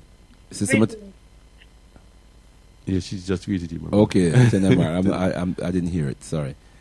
Greetings. Tendai Mwari. Greetings, Sister Matilda. It's great to hear you on Galaxy Radio this evening. Lovely to hear you as here. And thanks for the fantastic work that you've been doing in our community for many, many years for our people. She said Happy New Year to you. Oh, Happy New Year to you. Afeshia pa. Oh, thank you. Yes. Tendai Mwari, brother leader. Okay. I mean, you've heard Sister Matilda break down some very important statistics regarding our young people being incarcerated. Mm-hmm. What's your view in terms of why are our young people being targeted, and what do you think are the implications for that as a community? Tendai Mwari. Well, first of all, I mean, this is such a frightfully important topic. I hope that brothers and sisters are listening in recognize the serious importance of this topic, because we are talking about our young people And I know that Sister Matilda has been a champion of the cause of our people in general who are disproportionately incarcerated, but also in particular our young people who are even more so disproportionately incarcerated. And when we see statistics whereby the adult percentage of our people in the adult prison population being somewhere around 20%, and I believe Brother Shakara alluded to this. And then we see statistics of 45% concerning our young people between the ages of 10 and 18, I believe, is the relevant age range. Yeah. That is a very, very serious projection for the future. The trajectory there is not good. It means that, you know, we can anticipate a problem twice as great as the problem that we have today in another 10 and 20 years from now. And where will it end? We don't know. I believe there's a call, but so I need to pause here. I'll get back into this if I get the chance. Tenamai, our caller called in on 07538 005634, or he called it on 0798 852 952. You can do the same, brothers and sisters. Tenamai, we have Brother Colin from South Norwood. Oh. Yes, greetings to the members of the Alkebu-Lan revivalist movement in the studio, and thank you for bringing this matter to the airwaves. Greetings also to Sister Matilda McCatram, one of the heavyweight champions in our community. Indeed. The matters that I will be brief, the matters that you're discussing this evening seem to me to be part of a systematic process that begins with miseducation or no education, resulting in so-called educational underachievement, which leads to unemployment or unemployability, which leads to the so-called life on road, life of crime and or drugs, which leads to criminalization and stroke or mental illness, which ultimately leads, in most severe cases, and Sister Matilda McCatram is well aware of these cases, it leads to physical death, if not mental death, physical death. This seems to me, and we're skating around the issue, I think, I've heard some of the program, this is white supremacy. That's what it is. This is the local application of the global system that we all know as white supremacy. I'm not pretending I have any solution. I'm sure that there are others in the studio who are far better qualified than I am to speak on solutions. But I think it's important that at some stage we identify this for what it is, and it may be that we cannot use such language in other places as it would be unparliamentary, but this is the local application of global white supremacy. I wonder if Sister McCatram could, before the end of the program, although we're talking about unemployed youth and African youth maybe without qualifications and so on and so forth, I wonder if our Sister Matilda McCatram can remind the listeners of the case of one of my near neighbors, Brother Olaseni Lewis, a master's degree student, studying until he was killed in custody, studying for a master's degree, as I recollect, in IT management at Kingston University. I wonder if, by way of an example of some of the issues that we have to get to grips with, she could remind the listeners of the facts of that case and bring us up to date with where we are with the case of Olaseni Lewis from South Norwood. Can I put the phone down? Before you do, my brother, before you do, I just wanted to put something to you as well. I mean, you mentioned the sort of dysfunctional scale in terms of our young people, but What are your views also on the fact that you're just being in the wrong place at the wrong time, i.e. the joint enterprise situation? I mean, Sister Matilda highlighted that as an example of a young man who simply had a mobile phone, and the number of our young people who are simply befriend somebody, and next thing they're doing a life sentence. My brother, my dear brother, as far as I'm concerned, we've been in the wrong place at the wrong time for around 500 years. I don't think this is about mobile phones and being at the scenes of incidents. We've been in the wrong place at the wrong time ever since your ancestors and mine were forcibly removed from where they were, happy, minding their own business and getting on with their lives. They were removed as part of the process that we know as global white supremacy. Can I make one final point? Yes, my brother, go ahead. There's been reference to the so-called mainstream media. Can I appeal to everyone in our community to desist from using the term mainstream media? Let's say what it is. It is the white supremacist media. That's what it is. Let's not dress it up in other terms to make it more palatable. We're up against a global system of white supremacy supported by a white supremacist media. I'd like to make way because I think Brother Leadham Bandaka was just warming up, but I do hope our sister can tell the listeners about the case of one of my local neighbors, Olaseni Lewis, so that is a lesson to everybody listening who is not familiar with the case. Thank you very much. I'll leave it there, my brother and my sister. Thank you very much, brother. Thank you. Brother Colin. Tendai Mwari. Okay. Sister Matilda, if you just hold on while Brother Leader, I was going to say, responded to... not responded, but I was going to say continue. But go ahead, Brother Leader.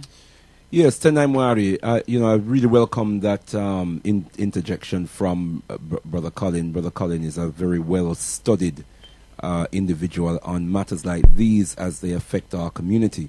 And I would not depart from a word that he has spoken. It really embraces and reinforces the message that as a movement we have brought and have been bringing to the community for many, many years, indeed even here on the Galaxy Airways. Brother Colin is absolutely correct that the broad context in which our young people are being criminalized to this atrocious extent is indeed global white supremacy. And he broke down the charted course that is laid out for our young people from the so-called educational system that has an impact on our young people of such that our young people underachieve. We talk about dysfunctionality, but the dysfunctionality is not in our young people and their capacities and abilities to achieve and to function within society, but the dysfunctionality of the institutions that we have trusted for so long to provide a decent education for our young people. They alienate and disaffect our young people at a very, very early age. These institutions miseducate our young people and disproportionately exclude them from school. And I don't just mean formal exclusions, I mean also informal school exclusions that happen at a much greater rate than formal exclusions, and of course because of its nature is not monitored.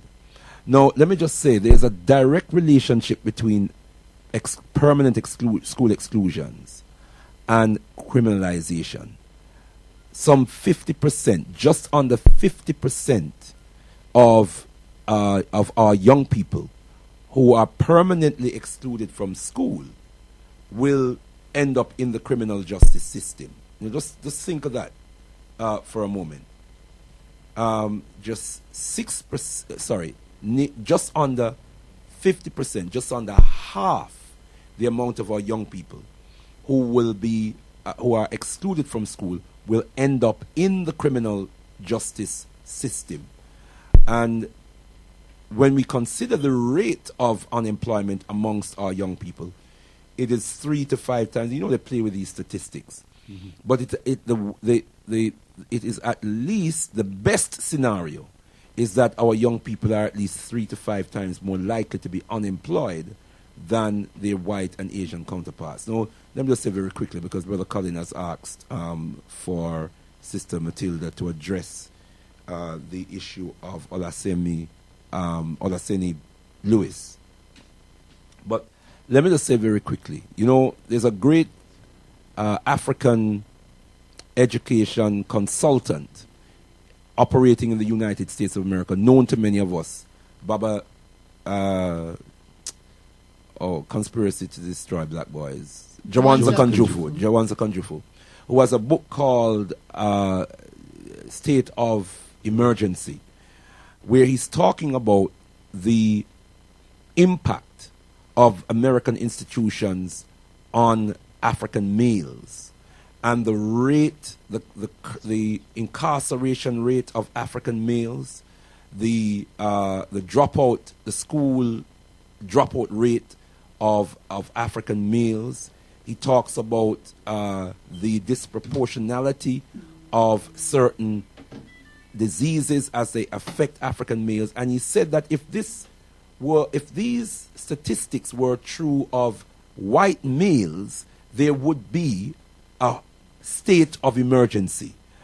And when we consider that, brothers and sisters, we really have a serious problem on our hands. And the question is, how organized are we? How ready are we, brothers and sisters, to address these issues? Now, I know there's a call and time is limited, so I'm going to stop there for the moment, and hopefully, I don't know if I'll get an opportunity to develop on any of that, but Tendai Moami, my brother. We have Brother Kwame on the line. Tendai Moami, Brother Kwame, you're live on Galaxy Radio. Africa Speaks with Alkebu-Lan. Just briefly, I've said this for going on 20 years now. There's been an undeclared WAR on our people, whether we are aware of it or not, whether we accept it or not, or whether we think it's a conspiracy theory or not. But the reality is, if you look at the indicators, you look at health, you look at education, you look at the injustice system, you look at the unemployment, you look at the housing, so many indices that can go on, indicate that, we're at the bottom of those indices. And why?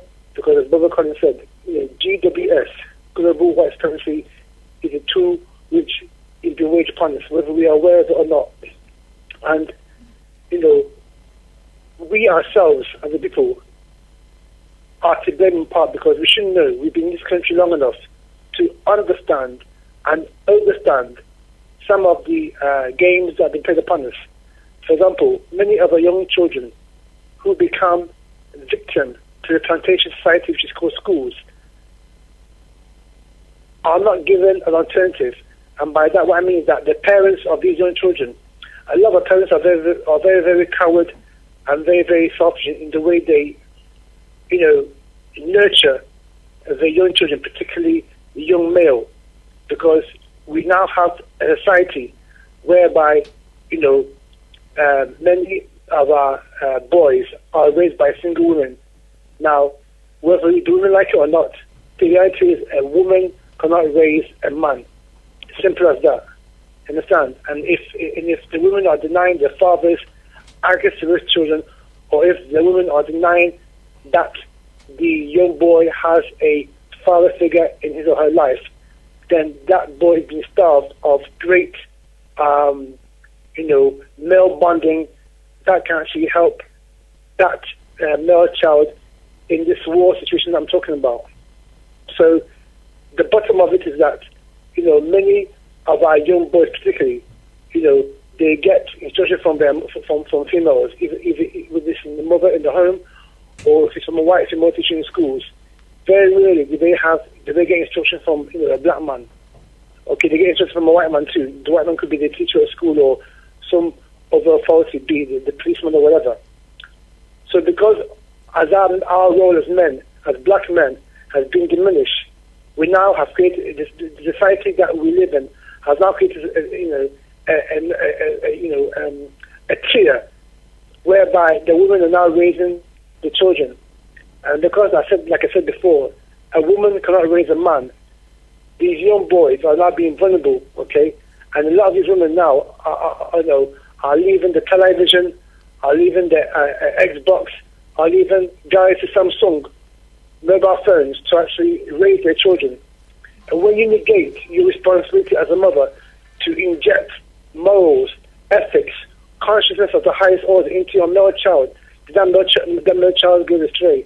And that male child will see the pimp on the street with the BMW, the bling bling, the nice clothes, etc., and view him as a role model.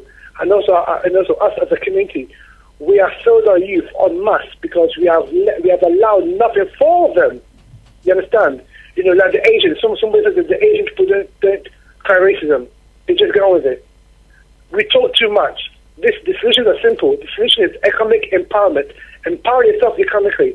How many of our people, in Christmas, so-called Christmas, spent hundreds of pounds on iPhones, iBoxes, mobile phones, which are made with blood money in Congo DR, right? Wasting money on nonsensical items, whereby this money could be put in the partner or put in a collective union, whereby we could create employment for our young people so that they wouldn't fall victim to the pimp on the street, to 50 Cent, to Jay-Z, and all the rest of those hoodlums who, via the music industry, are also dissuading our young males to engage in a crime or to engage in the lifestyle that they can never attain legitimately, other than going on the dark side or the illegitimate road.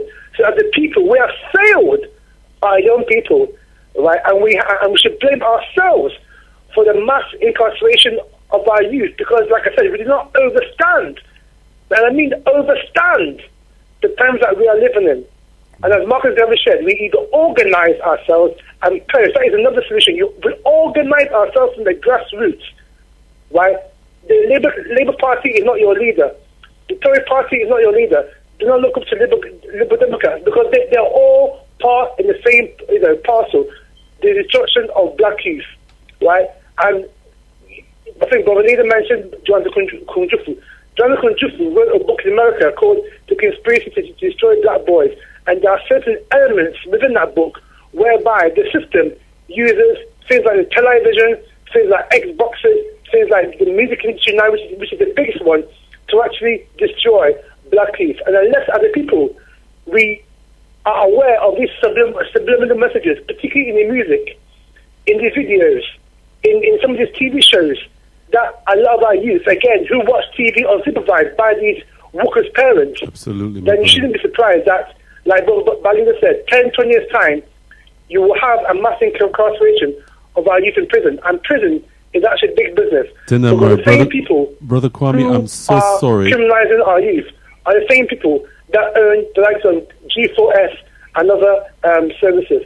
So I'll just stop there. But our people should stop talking and do for self. Stop wasting money with the Asians, the Pakistanis, the Chinese, the Bangladeshi.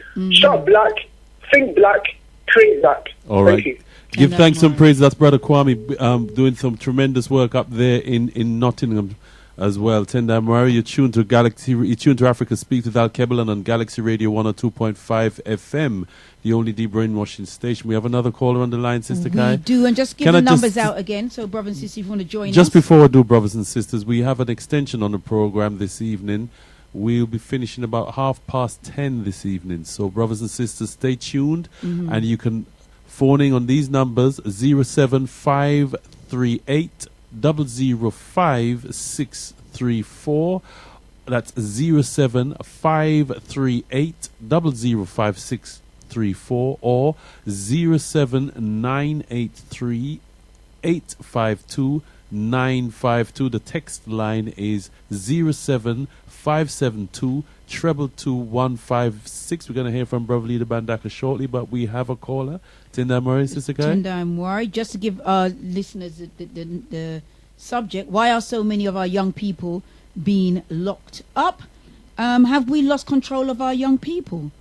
Brother Kwame just highlighted the point around many of us this end of the year spent a lot of money on Xbox and I don't know, mobile phones and iPads and Wii's and, you know, costing hundreds of pounds.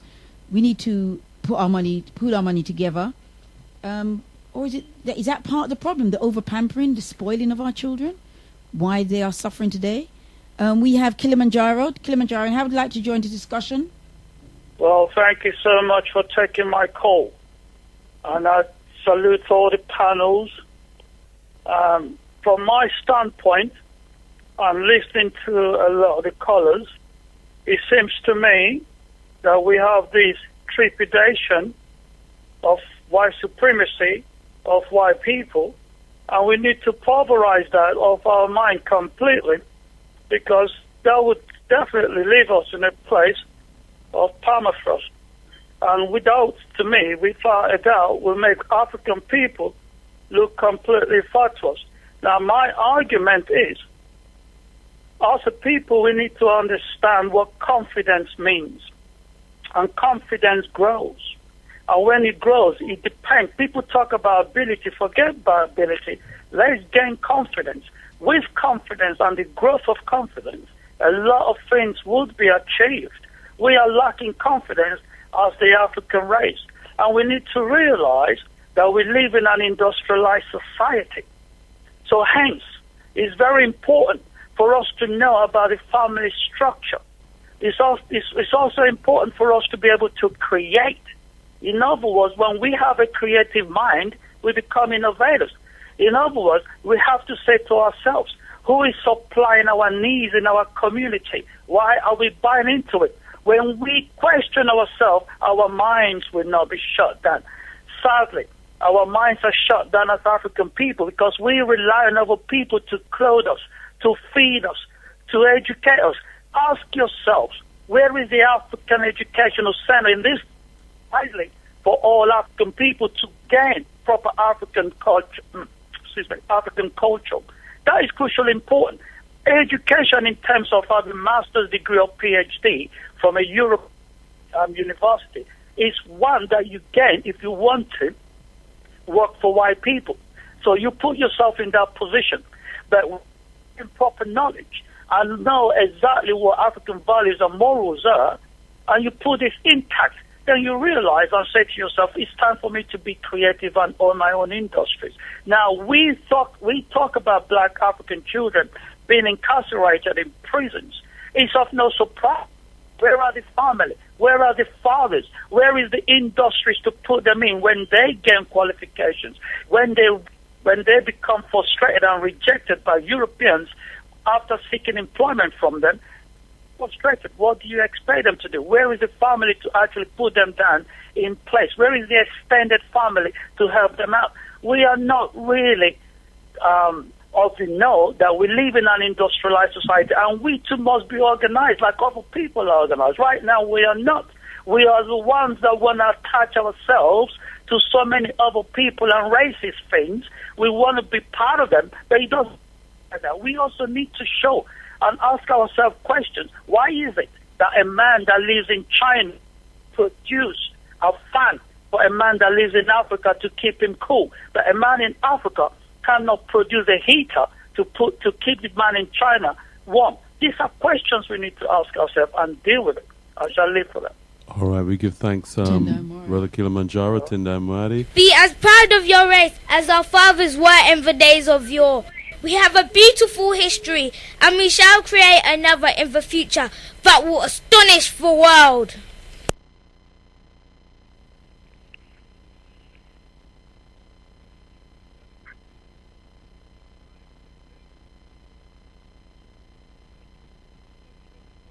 afiwi.com, the only de-brainwashing station. Brothers and sisters, you're tuned to Africa Speaks. The subject matter this evening is...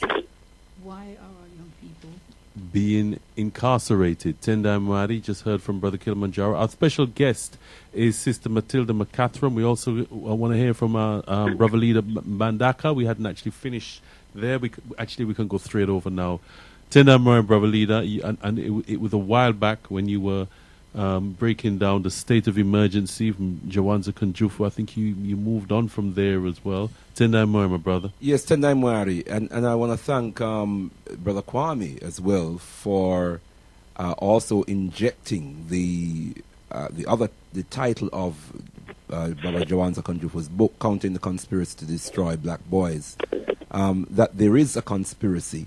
And as we can see, the conspiracy is not unique to Britain. That conspiracy is alive and well, so to speak, in the United States of America. Indeed, this is a global reality. Now, some people may scoff at the notion, the concept of global white supremacy, but that whilst it's a conceptual myth, and that we are clear about, that white supremacy is a conceptual myth, but it's an existential reality.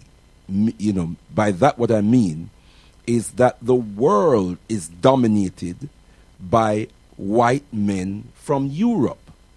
White men from Europe whose power base is fundamentally founded upon the oppression, the exploitation, and the denigration of African people, the control of our resources, and the world is structured so to accommodate that reality and to project that reality as normality. The educational system, therefore, the religious systems of the society in which we live, the media of the society, the criminal justice system, the legal system, are all compensatory code systems that are designed to promote, protect, and preserve global white supremacy. That's living reality. But Brother Kilimanjaro is correct when he talks about the need for us as African people. It is not enough to identify global white supremacy. It is not enough for us to deconstruct the realities of global white supremacy. We must take that a great step further. And for me, and we do need to come back to Sister Matilda, but the solution, when anyone asks what is the solution to any problem that is identified for African people, I always invariably lead with the quotation of the most eminent prophet and king, His Excellency Marcus Mosiah Garvey, who says, "Unite, organize now or perish." Unite, organize now or perish. But no one recognized more than Papa Garvey did and pronounced more than Papa Garvey did on the ills and the evils of global white supremacy. No one deconstructed the system of global white supremacy, even without using the term that much, than Papa Garvey did. But he also no one in history mobilize and galvanize and organize African people in greater numbers and to do greater things than the said most eminent prophet and king, His Excellency Marcus Mosiah Garvey. And what he gave us was the black print for our liberation. What he gave us was therefore the template in that black print for the solution of every problem that we face as a people. And I want to sum that up by saying what we need to be doing is organizing ourselves as a nation. We need brothers and sisters like other communities, and we often draw reference to other communities and how they are prospering within this society. And one fundamental reality, one fundamental fact about these other communities is that they are organized around nation-building principles that are grounded in their own religious belief systems and their own culture, their own cultural value systems. We have to do the same, and I would like to suggest that we have a vehicle to enable us to do that, and that vehicle is the Interim National African People's Parliament. We need to get on board. We need to find out more about it. It's not perfect. It has never been perfect since the idea was conceived and pronounced to the community. Well, we're building. But we are building, and we need everyone to get on board in order to build the National African People's Party. If I get And time, you can I'll say go a little on. bit more I was going to about say you can go online www.inapp.org. Okay, Tenda Amore. Go ahead. I have a couple of texts, and I just didn't know I would like Sister Matilda to make some responses to some of our callers. It says, I am a very happy silent listener. Just knowing that you all at Galaxy have us all Africans at heart. Keep up the great works. God bless, Lady O. We also have a text from Brother Chenesun. He says, this has been a really fascinating program. I was talking to my 16-year-old daughter earlier in her citizenship class at school. Today they were looking at the PRISM system. She gave some really alarming stats. Brother Leader and Brother Colin have touched on some already. Miseducation, system exclusion. 24% were either fostered, taken into care, and 63% were excluded at some stage. Is rites of passage the solution to our young African youths? Brother Leader, I'm sure, would be able to comment on this, Tanamwari. And we have Desi Roth, and it says, Ra, all are brilliant, covering the subjects and interpretation, principles, theories, underline. Thanks, Desi Roth. Desi Roth says, Little, Bo Peak, Snow White, Rapunzel, Sleeping Beauty, all Wazungo implanted ideologies. Tendamwari. And if you want to text, sisters and brothers, you can join the text line 07572 222 156. That's 07572 222 156, or call 07983 852 952 or 07538 005 634. Have your say. Why are our young people being incarcerated? Why are so many of our young people being incarcerated? Sister Matilda. Like the lady who texts, I too, my heart is very glad that it doesn't take all, but it just takes the right ones, and I have to commend you so much for the work of Alkebu-Lan, the three of you, the commitment, the dedication, the resilience. It makes my heart very, very glad. I know there must be an innumerable host of warrior angels at your assistance to do what you continue to do. So I join my and I'm eternally grateful. I really am. Bless you, my sister, and everything back to yourself as well. Oh, that's very kind. Most definitely, well deserved. Yeah. Thank you. As far as school exclusion goes, a couple of comments. One, again, I welcome the work you're doing because it's clear that the agenda is set and the information is being disseminated regardless. So for a father to be able to inform her child or even share with his child this program is giving a much-needed anecdote to otherwise an agenda that doesn't have a contrary, because we can't say you cannot use condemnation on a group when there is a phenomenon of mass incarceration. We have to look beyond that agenda. If we are to serve those who need our assistance in order for them to assist us, each generation has a role to play, and theirs is as critical as ours. They need the respect and honour that we are also due, and their condition should not negate that. And I know it's very difficult because of the messages we got to see beyond that, but just meeting some of the people who are labelled with such harsh terms and then interacting with these human beings who are in such desperate straits, we need to do something.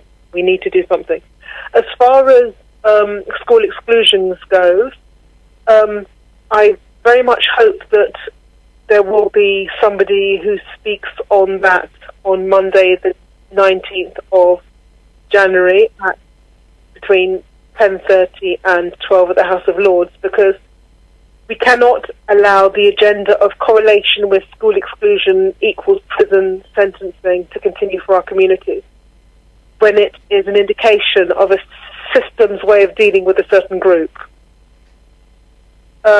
And as far as INAP goes, I commend the outstanding work you do. the creation and existence of the interim parliament is exceptional. It's an incredible achievement given our history and our current condition. And I'm very hoping that somebody from INAP can also speak at the Lords during the round table on Monday, the 19th of January, between 10 and 12:30 at the House of Lords as well. Tinamai, Sister Matilda, give thanks and praises. Brother Colin asked earlier on if you can mention the case of Olusheni Lewis. Please excuse me if I've mispronounced his name. The case of Olusheni Lewis? Lewis? A master's graduate who I think might have been 20 or 21 at the time. So a bright young man who was about to embark on a doctorate. Oh, sorry, 23. Master's graduate and about to embark on his doctorate. No history of mental illness. I think that's really important because the way other nations treat people who present to mental health services for the first time is completely different from the way this system treats our communities. They're never given antipsychotics. But anyway, never had a history of mental illness, but had sleeping, went to the... I think I'd actually emergency with the GP and was told to... and was referred to mental health services via that route. And so was admitted as a voluntary patient with the encouragement of his family, believing that he would get the help and support he needed. Within 24 hours, he was transferred from one ward to another.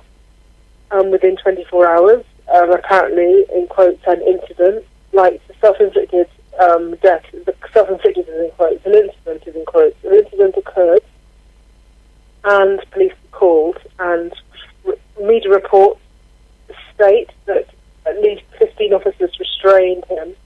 I think it might have been in total 45 minutes, in a semi or unconscious state. Media reports also say he was then injected with antipsychotics and was, to all intents and purposes, dead within 24 hours of coming in contact with the service as a voluntary patient, but was put on a life support machine and then it was switched off a few days later. And that was in 2010, I believe. Is that correct? 2010? Yeah, that sounds about right, yeah. Yeah. And then the case has gone to the High Court because of issues with evidence and IPCC investigation, and at the moment I'm very unclear about where this case is, because I don't know if it's going to lead to criminal charges or if it's going to lead to an inquest, but both parents of this young man attended a summit that Black Mental Health UK put on in October 2013 on policing and mental health, where we had 3 ministers of state speaking. And so, this case highlights a phenomena. This case highlights the way a vulnerable group are treated, because one of the things that Mental Health UK is very keen to ensure happens going forward is to acknowledge and remember these cases, knowing more may survive. But in what condition? And we cannot forget these people. We cannot forget their concern.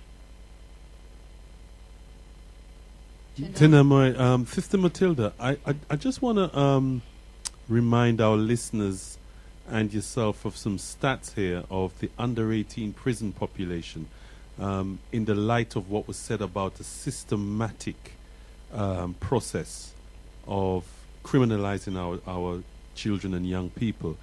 This is the under-18 prison population from April to November 2014. The Asian community, 7%, they represent 7% of the under-18 prison population and are 7.8% of the UK population.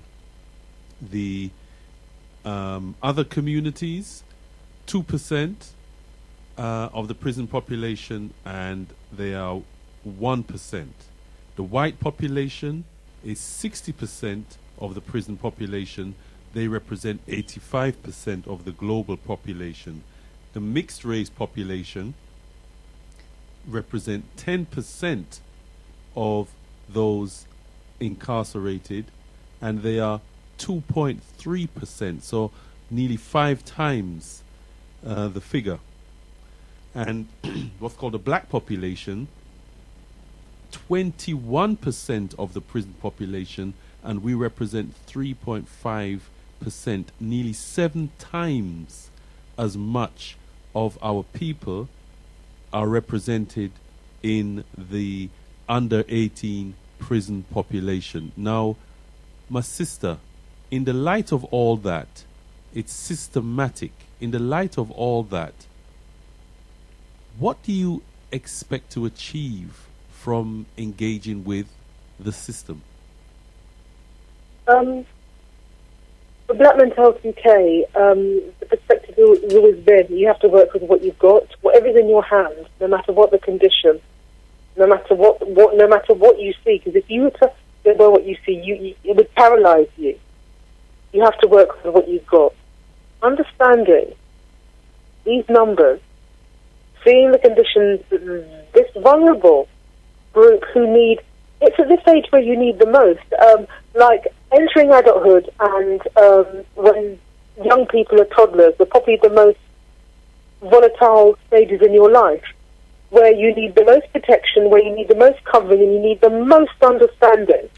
Human beings make mistakes. That's just the nature of the journey of life.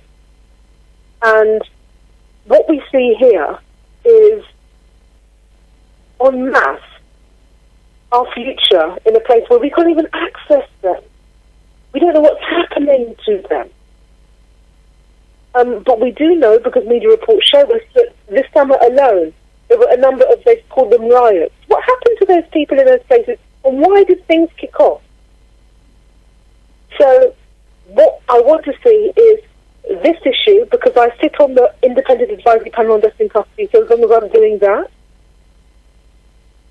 and the Harris Review, I want this issue to be on the community's agenda so that we have the same information that any other community would have at their fingertips. The information is power. Once, if we don't even know about it, we can't even begin to think, how do we formulate some kind of solution?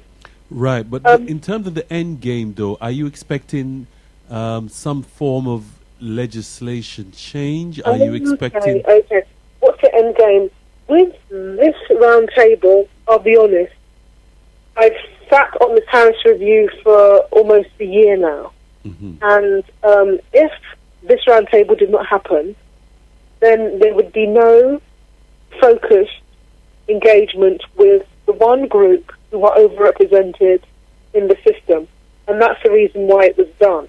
Right. That is the primary reason, was to ensure that the voice and concerns are logged for the record. Because we know the system is a system is a system. But for the record, this is our position. It might not be within your terms of reference. It might not appear relevant to you, but this is the priority for us. And what would it achieve? Having this on record, why is it so important to have this on record? What would it ultimately, or what can it ultimately lead to? Because if it's not on record, then it doesn't exist. If it's not on record, the disproportionality doesn't exist. If it's not on record, the discriminatory practice doesn't exist. If it's not on record, the mass incarceration. If we do not say that this is an issue, then it does not exist, because the system hasn't acknowledged it at all. Right. It's a bit like Black Mentality UK. The disproportionality of black people in the psychiatric system, before we existed, didn't exist. And yet it's a 30-year-old problem. Black Mentality UK is 9 years old. So sometimes it's even just because so this system works best when you don't see it working. Right. And if you don't see it, how can you even begin to think about the formula? But the solution is corporate. I'm not going to pretend this one. I will not pretend to know what the answer is, but I do know that we have it. Right.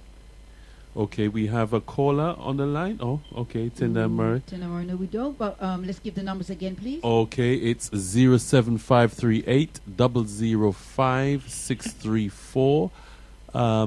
That's 07983 852 952. Or you can text us on 07572 222 156. You're listening to Sister Matilda McCathram of Black Mental Health UK, doing some tremendous work, trying to mobilize our community to engage in a very, very important roundtable discussion in which some of the powers that be, if you like, are going to be in the audience, and the importance of registering the concerns and the complaints of our community for the record.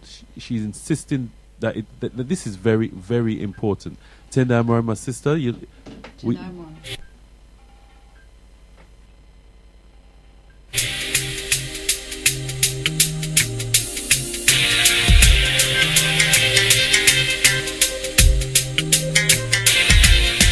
no station I know like Galaxy Radio. We no follow fashion, we come to set the pattern. Galaxy Radio, I feel we station, enough for them. I feel we station, enough for them. I feel we station, enough for them. Enough for them.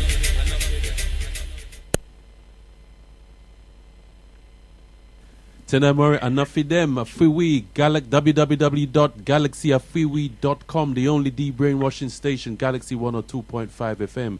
You're listening to Africa Speaks with Alkebu-Lan on Galaxy Radio 102.5 FM. Tendai Murray. We have Brother Roy. Brother Roy, Tendai Murray. Tendai Murray. What is your contribution this evening, my brother?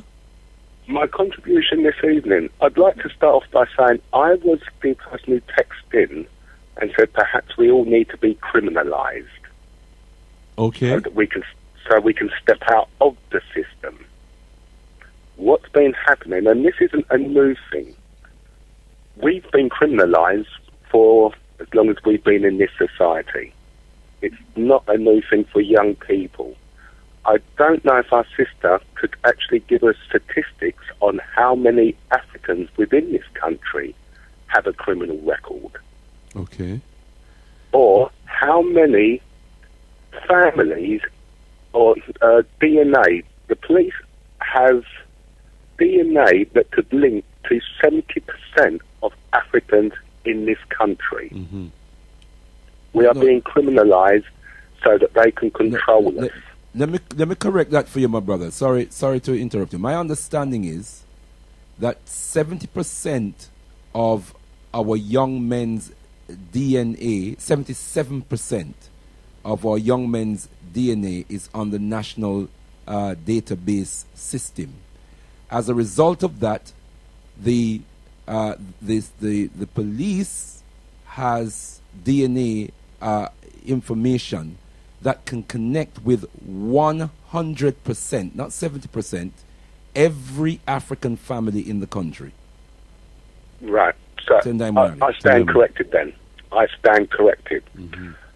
Because of that reason, we need to do something dramatic. What they've been doing, in my opinion, is criminalising people so that we cannot get the leaders in the community. Right. We have some who they will allow to speak and others they won't allow to speak. We need to do something like the bus boycotts. Do something extreme so that they understand. If you want to criminalise us, let's all go out there and get a criminal record for them. Who are you going to deal with? That? What are you going to do for us then when we've all got a criminal record? It's all right going and sitting down with these people, but we've been sitting down with these people for a number of years and they lie to us. They cheat us. They tell us one thing and do something totally different. We've got to come up with some solutions that they can't do nothing about. Okay. That if we've all got a criminal record, who are they going to go and talk to then? Mm-hmm. Okay. They've still got to talk to us. Right, a very interesting strategy. I'm going to put that to Sister Matilda. Sister Matilda, our brother, what's your name again, my brother? All right, what was his name? All right, our brother is advocating something more direct, some direct action, my sister, along the lines of the bus boycott, probably in Bristol. The Bristol bus boycott in the 50s or maybe in the 60s in the States. Tenda Mwari. Sister Matilda, direct action. Anything that, any constructive, any well thought through constructive suggestion that will lead to an improvement and amelioration of the current condition is welcome. Black Middle case priority and objective will always be to extricate those who are in places they shouldn't be, not increase the numbers in any way, shape or form. We are not criminals. I do not want to see the numbers increase in any way, shape or form, because that's not who we are. I'm not going to accept that narrative because it's just completely inaccurate.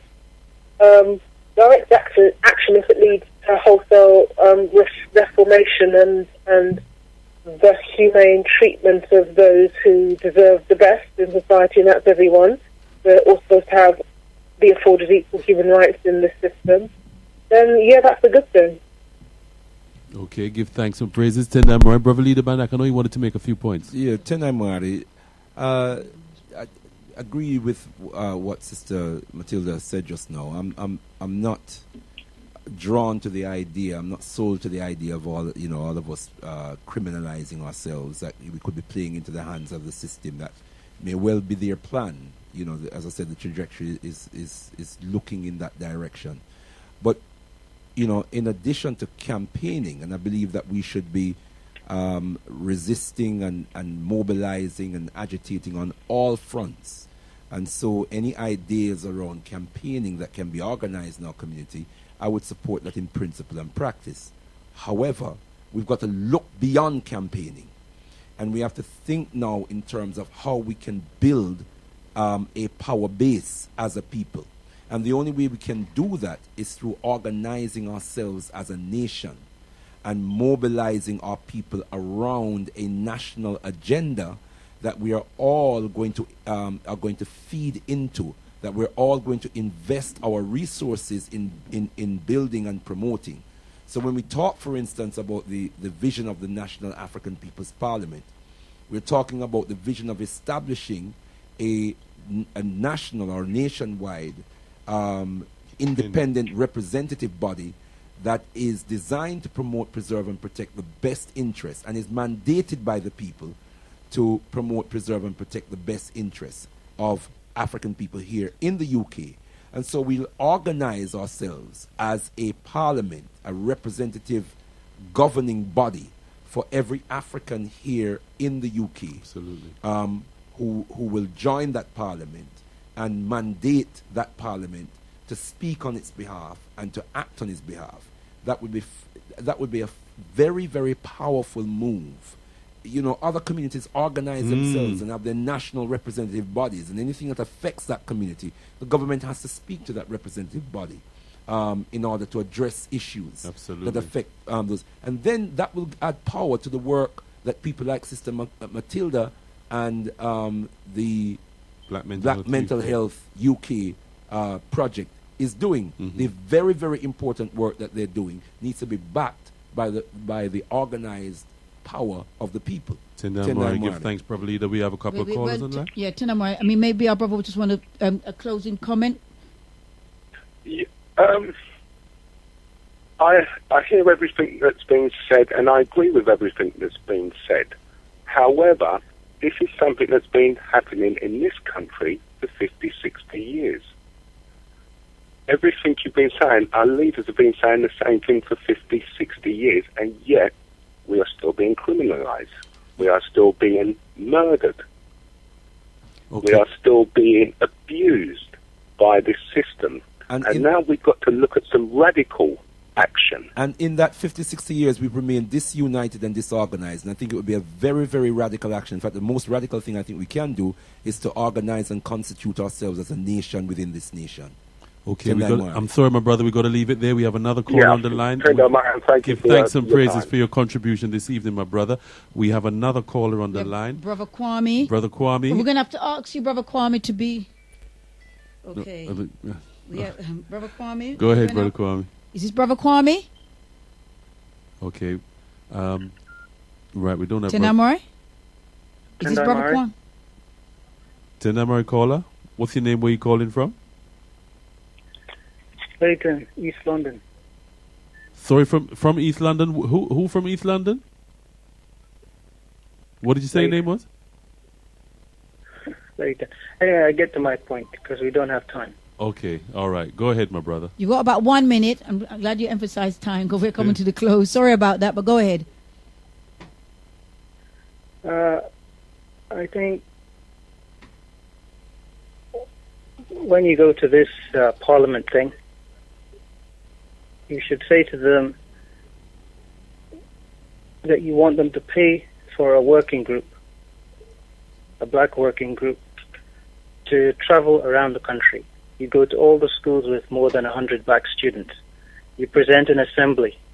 In the assembly, you discuss the problems, the solutions, what has been done before, what failed, what worked, and you ask the students, the black students, to propose their solutions. Then you organize another meeting for single parents. Separately, again, you do the same thing. You tell them the facts and you ask them for their solutions. Then you present your results to the community, possibly through a radio station, and then you get more ideas from the community. But I think it's very important that the first people you talk to are the children. Right. The next people you talk to are the parents. The last people you talk to are the rest. Now, just before I finish, I think Matilda Mascatram is the wrong person. She does a great job, and the government recognizes her. And because they recognize her, they say, let's push her to do this, do that, do everything. This is wrong. There are people out there who have more experience and can do a better job. And what Matilda should do is try to get those people, because the government, what they're trying to do is they're trying to put her. They know that she's doing a lot of things, and they'll just wear her out. They'll wear her out by asking her to do many things, and they know that she'll be too tired and she'll fail. So what you need to do is to delegate and make sure you have experts from all over the country, the people who've been doing good stuff. You get them involved. But what I'm saying, you have to be very careful with these politicians. Many times they will say, we don't know anything, we don't know what's going on. It's because they don't make any effort to learn. So what you're doing is you're getting the community, the people at the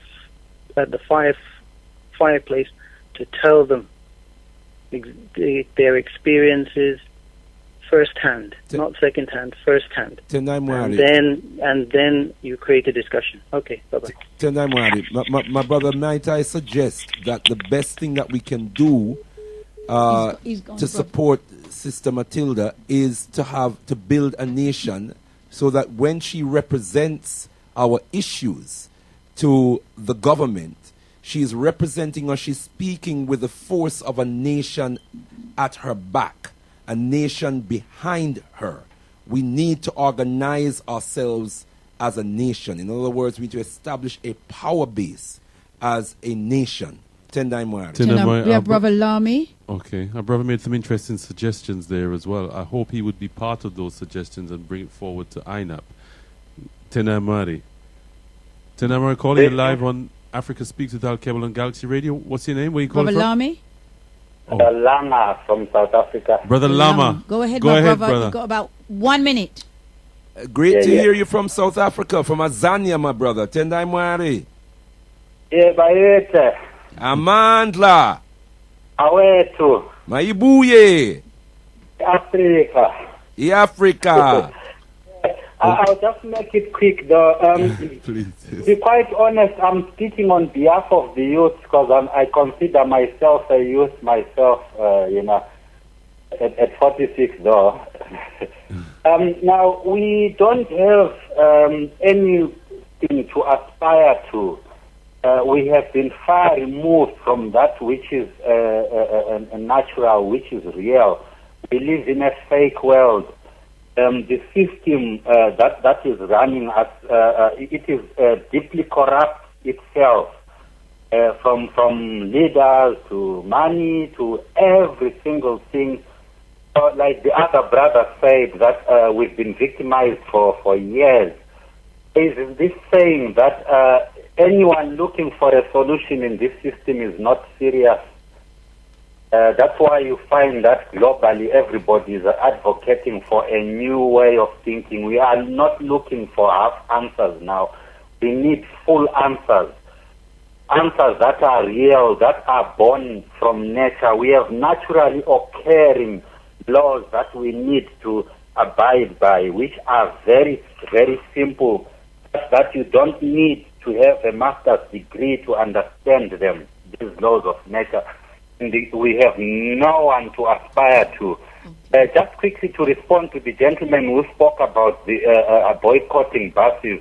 I do that myself on a daily basis if I'm not in a hurry. I would go into a bus and tell the driver that I'm not going into this bus because it has adverts on it that I disagree with. Because most of the buses, they carry adverts with monkeys or with this or that, these subliminary messages, it's very absurd, That's all I want to say. Give thanks, Brother Lama. Thank you very much, my brother. Give thanks. Tendai Mwari.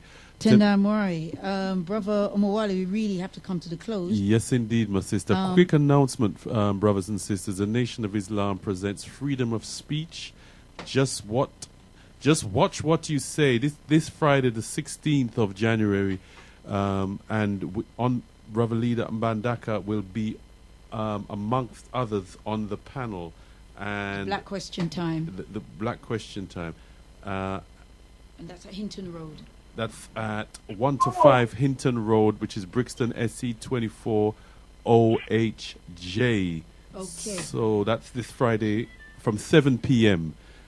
Tendai Mwari. Right. I'd just like to take this opportunity also to make another announcement that Army, the Alkebu-Lan Youth, and Power Youth are doing a film screening this Wednesday at 282 High Road, Leighton, Mama Africa Culture Shop, Hidden Colours 3.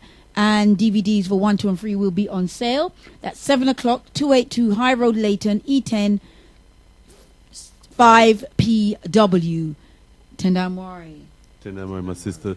Tendai Mwari. Brother Leader, some closing comments real quick, please. Tendai Mwari. Tendai Mwari. Well, brothers and sisters, this has been a very important subject matter. I really do believe that we have to train. We have to start thinking in terms of nation building. If we're really serious about tackling the issues that affects our people, we have to realize that we have to become our own liberators. We have got to govern our own lives, and establishing a nation and a parliament as a governing body for that nation means that we are serious about governing our own lives. And a nation takes care of its own education. It takes care of its own economic development. It takes care of its own health. It takes care of all the departments of life. And this is how we've got to start thinking, brothers and sisters. We must start thinking in terms of nation building, grounded in our own spiritual and cultural value system. Very quickly, just to say, brothers and sisters, I do hope to see everyone on Wednesday evening, Ujama evening, brothers and sisters at the Hidden Colours 3, Power Youth Films at Alkebu-Lan headquarters, 282 High Road, Leighton, E10, 5PW. And also, brothers and sisters, do remember that this year we are going to be celebrating the 50th anniversary of the assassination of Omowale Malcolm X. We do it every year within the Alkebu-Lan Revivalist Movement. We want to do something very big and very special to identify that important landmark in African world history. Tendai Mwari. I close with the words of the most eminent prophet and king, His Excellency Marcus Messiah Garvey. Unite, organize now or perish. Rise, you mighty African people, for you can accomplish whatever you will. Rumbidza kuna Mwari Africa. To the God of Africa be the glory. Tendai Mwari. Tendai Mwari. Give thanks to that Brother Leader Bandaka, Sister Matilda McCaffrey of Black Mental Health UK. The last caller, or the caller previous, highlighted that you're not necessarily probably the best person to be doing this job. You need to go out into the community and speak to the young people, go out in the community, speak to the single mothers, and you maybe get burnt out. Do you want to answer that in your closing comments? Respond to any of those comments? I will not get burnt. I will not get burnt out. So we reject that one. If you're doing what you're meant to do with the time you've been given on this earth, you will achieve it. Like looking at anything other than your objective is taking your eye off the prize. Right. Nothing is impossible. Like the work of Alkebu-Lan would not exist unless they decided to do what no one else is doing. The opportunity is there. Those who are ready and willing will put their hand to the plough. With all the work Black Men has ever done, if we waited for consensus, we would never have started. You work with what you've got, and I have seen consistently you will achieve the impossible, because that's who sent us here, and that's who dwells within us. I very much welcome the time to be able to speak on this issue. And I encourage listeners who are interested in finding out more and getting their voice heard or at least factored into this review on self-inflicted death, in quotes, of young people where our communities sadly are being warehoused. Please attend or go on email enter at blackmentalhealth.org.uk and we will send you an invite just so that it's just a numbers thing. But we are very, very keen for the community to be there because we do not know when we'll be able to articulate our voice on this issue to this system again. It's just one means of doing so. Sister Matilda, sorry to interrupt you in your flow. Is there a contact number as well that you can be reached on as well? Because not everybody may have that facility. Is there a contact number that they can get information from? Do you have a contact? Yes, there is a number, but I would the number should only be used for registering for this event. I don't want any right. In the past. Yeah, for registration. Is there in the past, so I can give the number out if you'd like. Shall I give it out? Yes, please, for our listeners. Yes, please. With the understanding and just so that all listening will be informed, this number is being made available to register for Monday, the 19th of October. And the number is, actually, if it's okay, I'll leave it with Editor at. Sorry, I'm just... Okay. In the past, the number's been given out, and I'll say there's been some interesting calls. I'll put it that way. Okay. All right. Okay, so there's Editor at Black... Is it BMH or Black Mental Health? Is it in full? It's Editor at BLACK, Black Mental, MENTAL. All right, the full... HEALTH.org.uk. Or there's a landline... .uk, okay, yeah, all right. .org.uk. Or there's a landline number. All right. You call and leave your details and information we sent to you, and that number is 0207 152 152 4090. 4090.